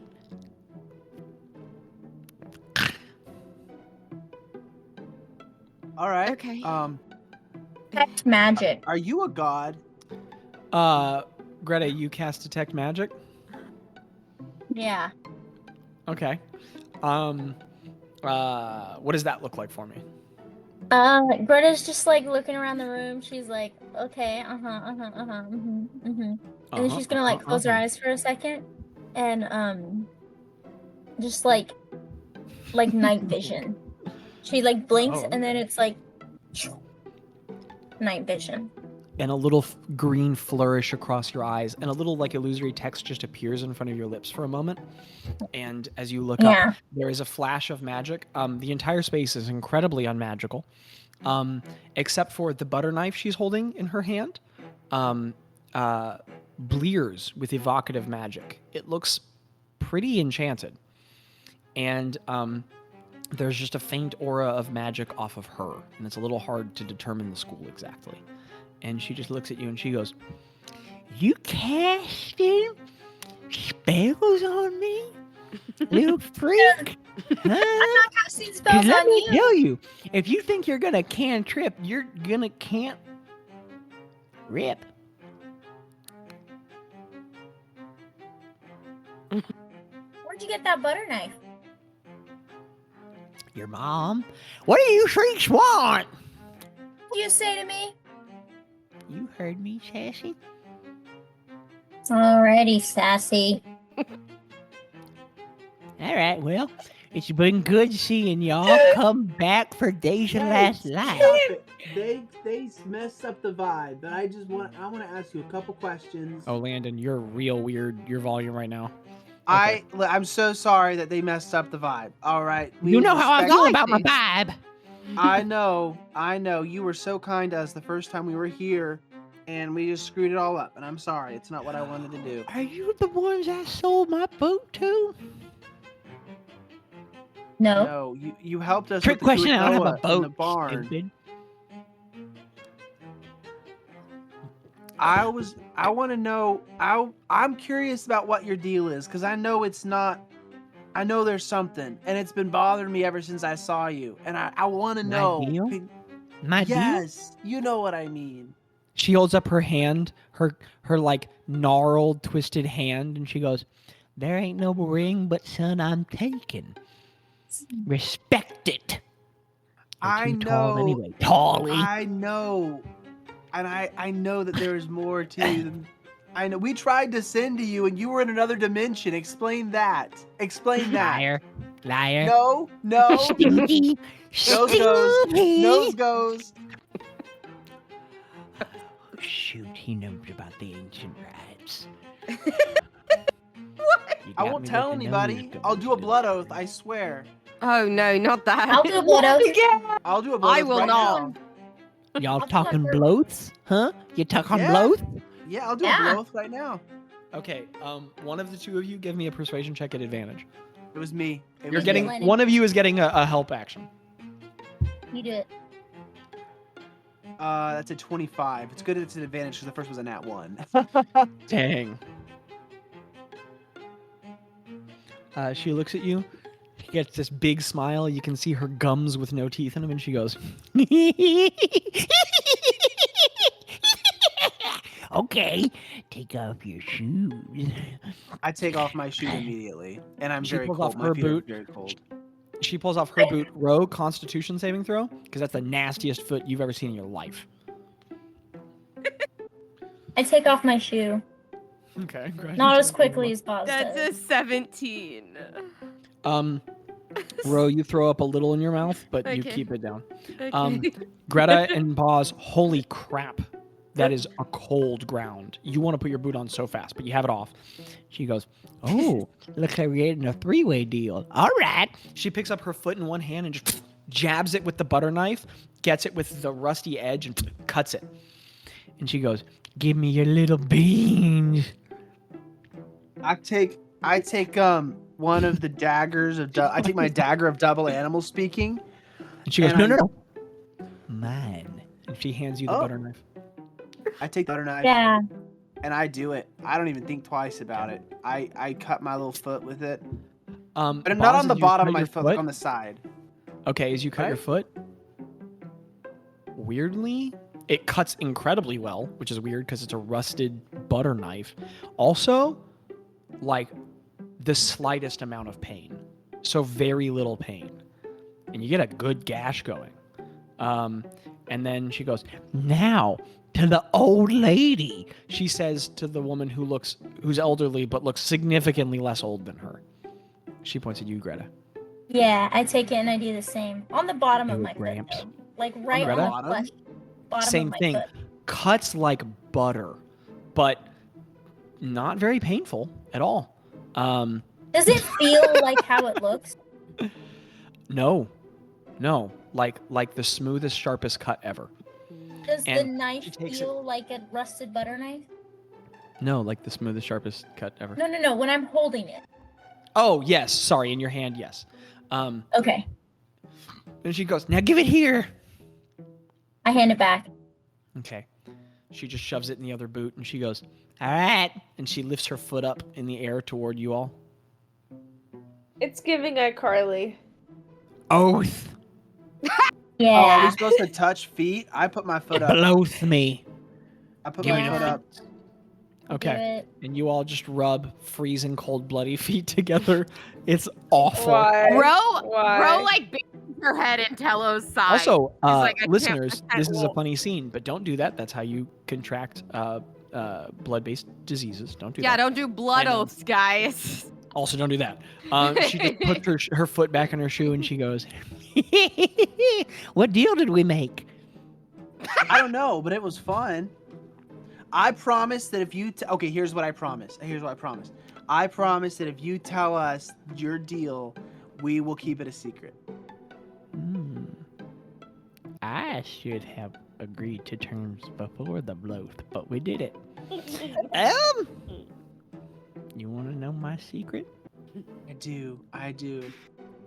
And I'm applying pressure on my foot so I don't bleed out. And the cold's helping. The cold's helping. No, too. Bazz, the cold is helping the blood stops so quickly.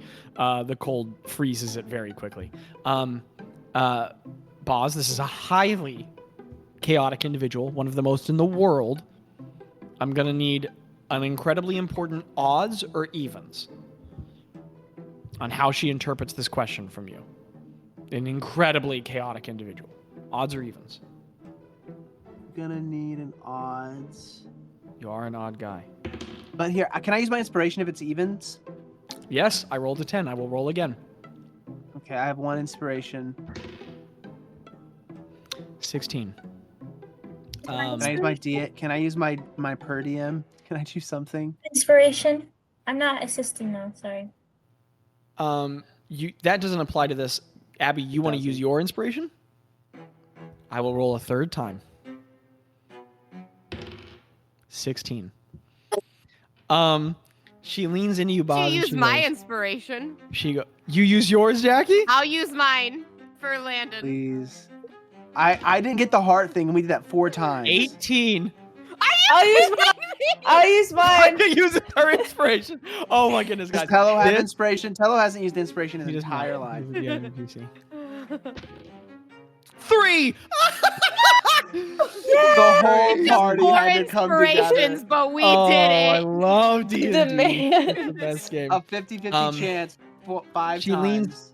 She leans into you, Bazz, and she goes, I'll tell you both secrets, but only because I like you so much. So first, she points to the bucket. Not even my poop. Ro throws up. I volunteer that. The whole party burns their inspiration right before going to the count, Jackie, just to find I out can't the believe I'm poop doing this, buckets. but for that inspiration, so she whispers that, and Rose nearby, and she just and just it spatters all over the ground, and it freezes real fast. And she looks at you and goes, "Little freak," and then she looks back at you, Bazz, and she goes, "All right, the other one. I'm one of the seated ones." And she said seated, which is SEATED, one of the seated ones for the note-taking nerds. SEATED? Mm-hmm. Seated, one of the seated ones. She says, "Servant's the wrong word, but you could call me a little buddy of the Lord of Thrones." I look over at Greta to see if she, if the words mean anything to her, being of the God of Knowledge cleric. Can I roll a rumors check? No, you cannot. Unless you are in this moment using a divination spell to somehow learn something about this, you cannot know this about any means other through magic. You have never heard anything about this. Okay, no. Then, Okay. yeah. All right. Okay, She just I looks back look at back you and she says, I say, I know you know I don't know anything about that. Well, what the crap, Turd Muffin? I told you some pretty sensitive information. I'm not gonna say anything about it. I'm sorry, I should have been nicer. What is that? What is the Lord of Thrones? Give What me a is seated one? persuasion check, Bazz. And I'm like on the edge of my seat. I'm on the edge of the bucket. I'm on the edge. On the edge of the bucket. Wait. Before you answer that question, whose poop is it then? I'm gonna need a persuasion check for that as well. Really? I thought she would be more interested in answering that question. The mayor's. Okay, so on the first persuasion check for the serious stuff, Oh, we're doing both. I rolled 2 dice. I got a 26, and on the second one for whose poop is, I got a 25. Bothers me so much that you're rolling those dice digitally, but I respect you and our differences. She I looks rolled at a you and she nat says, 1 2 rolls ago. No, that you're rolling digitally, but I respect our differences. She says, Well, the Lord of Thrones, he's the rejected God. And, again, not a servant, but a buddy, you know. And, all of us seated ones serve him, you know, all around the world. Nope, not serve, friends. Like we could get a brewski together, you know what I mean? Then, the poop, it's whoever I'm pissed off with. I steal the poop right out of their butts. Make it come here.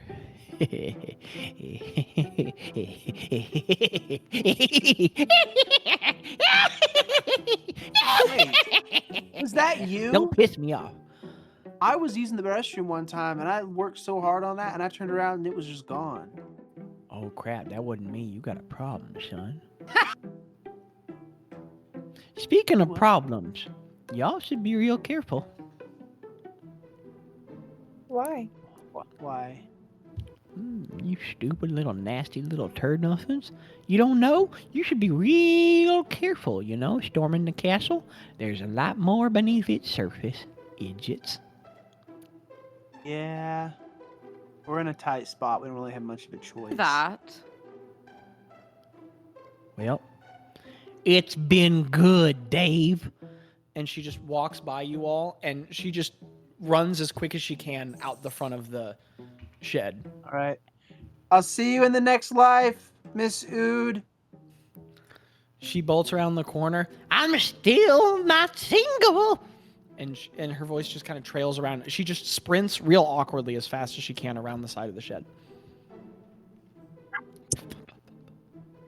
Was she He's talking about amazing. Zorgi guy? She said storm in the castle. I thought she meant... No, No, the the rejected rejected god. one. She's a seated one. Oh. The Seated Lord on of the toilet. Thrones. The Lord of Thrones. Oh, you're right. Like, It's other Oh toilet. She my was doing God. a joke. Throne is It's the a toilet joke. That's a And she's Zachary. the seated one. She's a We've cleric got- of the god. She's a poop cleric. That's what we just found out. She's a poop cleric. She doesn't serve She's him. not, and I wish I had Or thought is of it- that. She feels she steals the poop, and that's one of her This is, clerical listener, powers. this is one of those moments where I've worked hard on thinking of something, and my players immediately come up with something significantly better. So And that's sorry. okay. But they did. I wish I had thought of it.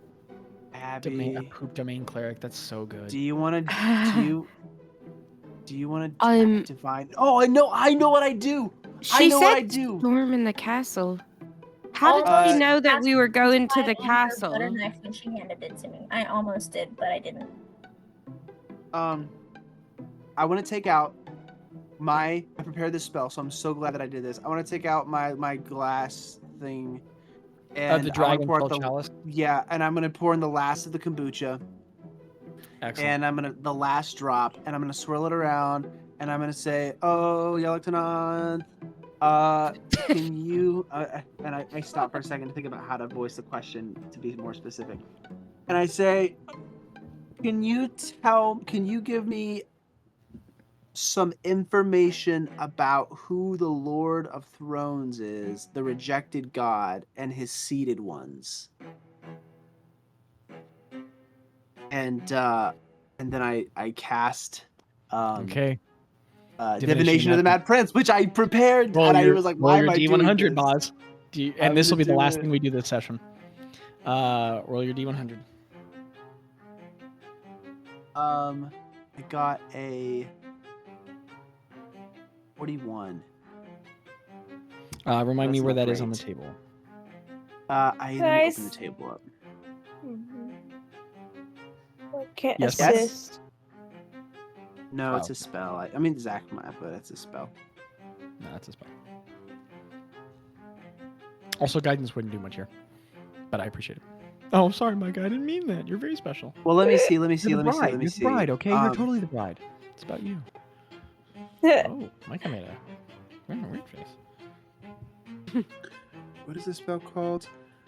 So your visions provide a mix of clarity and obfuscation, allowing a vague answer to question you specify. The answer may be given in a variety of forms as determined by your game master.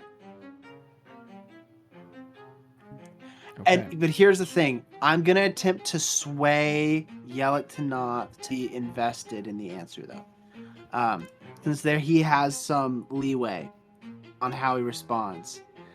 I'm gonna go. I'm trying to understand chaos. Okay. Give me an incredibly high DC persuasion check. Um, Call this DC Incarnate. 25. oh my gosh, that is a 27, Zachary. I knew you were gonna do it too.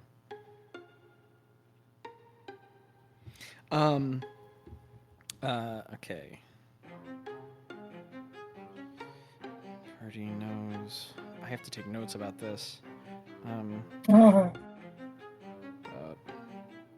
Bessa and the seated ones.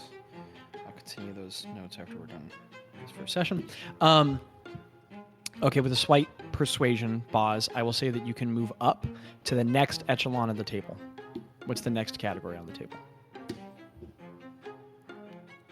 Let's see. The next echelon on the I don't know table that was is- really part of this spell, but I kind of liked it, so.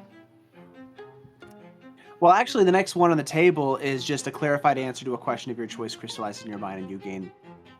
And then it's not finished. Oh, I didn't finish the table.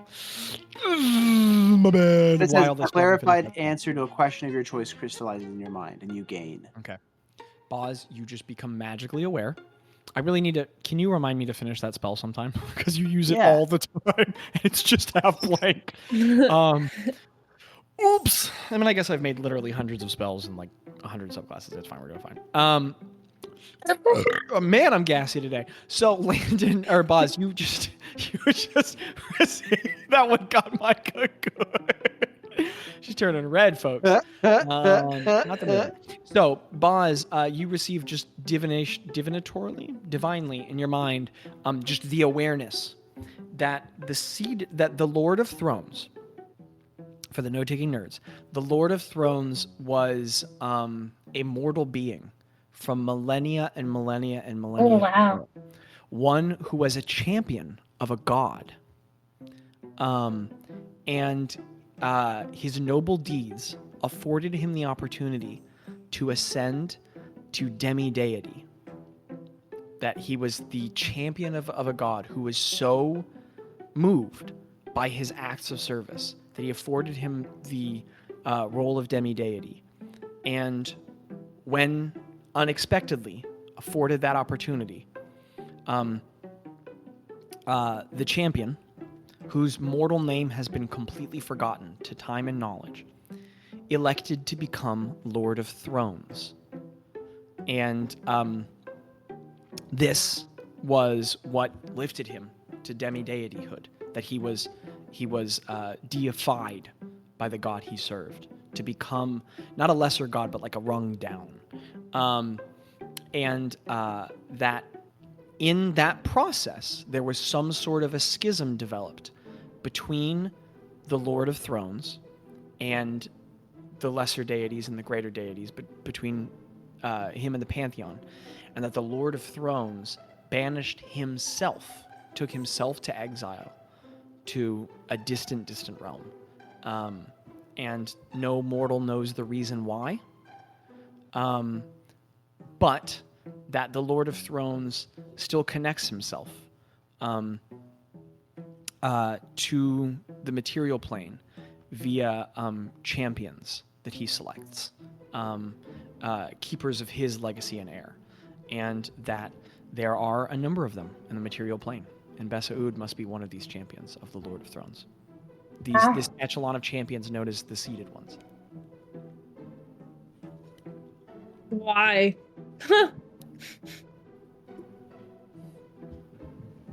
Like, that's really old of you. Oh, Landon is muted. That is the way. This is the way. This is the way. In the vision, do I see like any like outline? Oh, no of what vision, this will just- look like? just- Oh, no vision, just Sudden knowledge. nice. All right. And I dump the kombucha in the back of my throat, and I go, all right, guys. So it's a guy who got angry with the Pantheon millennia ago. He was like a regular champion dude. I tell him the whole story, and then I say, all right. I think that was good. That was good. Thank y'all for coming together on that. We should What probably get out of time here is before she comes it? back. It's probably like 2 p.m. Yeah, you guys are probably at like 2:30ish now. I So we're don't know staying if we here have tonight, and then time. Let's We're going up tomorrow. end the session. Quite a bit has happened. It's a very full Yeah. session. We will leave off there, and you all can figure out the rest of your business in the next session. Tamale, I cannot believe you got that lore. I really thought that was going to stay hidden. That's kind of crazy. And very fun. Crazy stuff. Okay, that was episode 148, Legath at last. Crazy Legath. numbers to with nowadays. Crazy. Okay, so you guys gained Crazy. 0.02 XP for the adventure. Excuse me, because you also did that.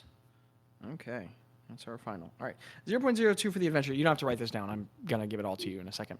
0.01 for talking to Bazz, and 0.02 for exploring the Kuatoa cave. However, you also gain another 0.01 for the roleplay you had with the Kuatoa. I thought that was really sick.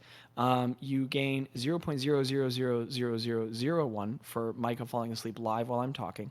You gain another 0.02 I gave to Craig for his roleplay. I thought that was really freaking sick. That like complete storyline roleplay was amazing. And then finally, another 0.01 for the roleplay in between Bazz and Gretta. I thought that was really sick. So that is a total of 0.09. I've added it up. 0.09 levels for this adventure, which is a pretty good amount. Wait, say the total one more time. 0.09.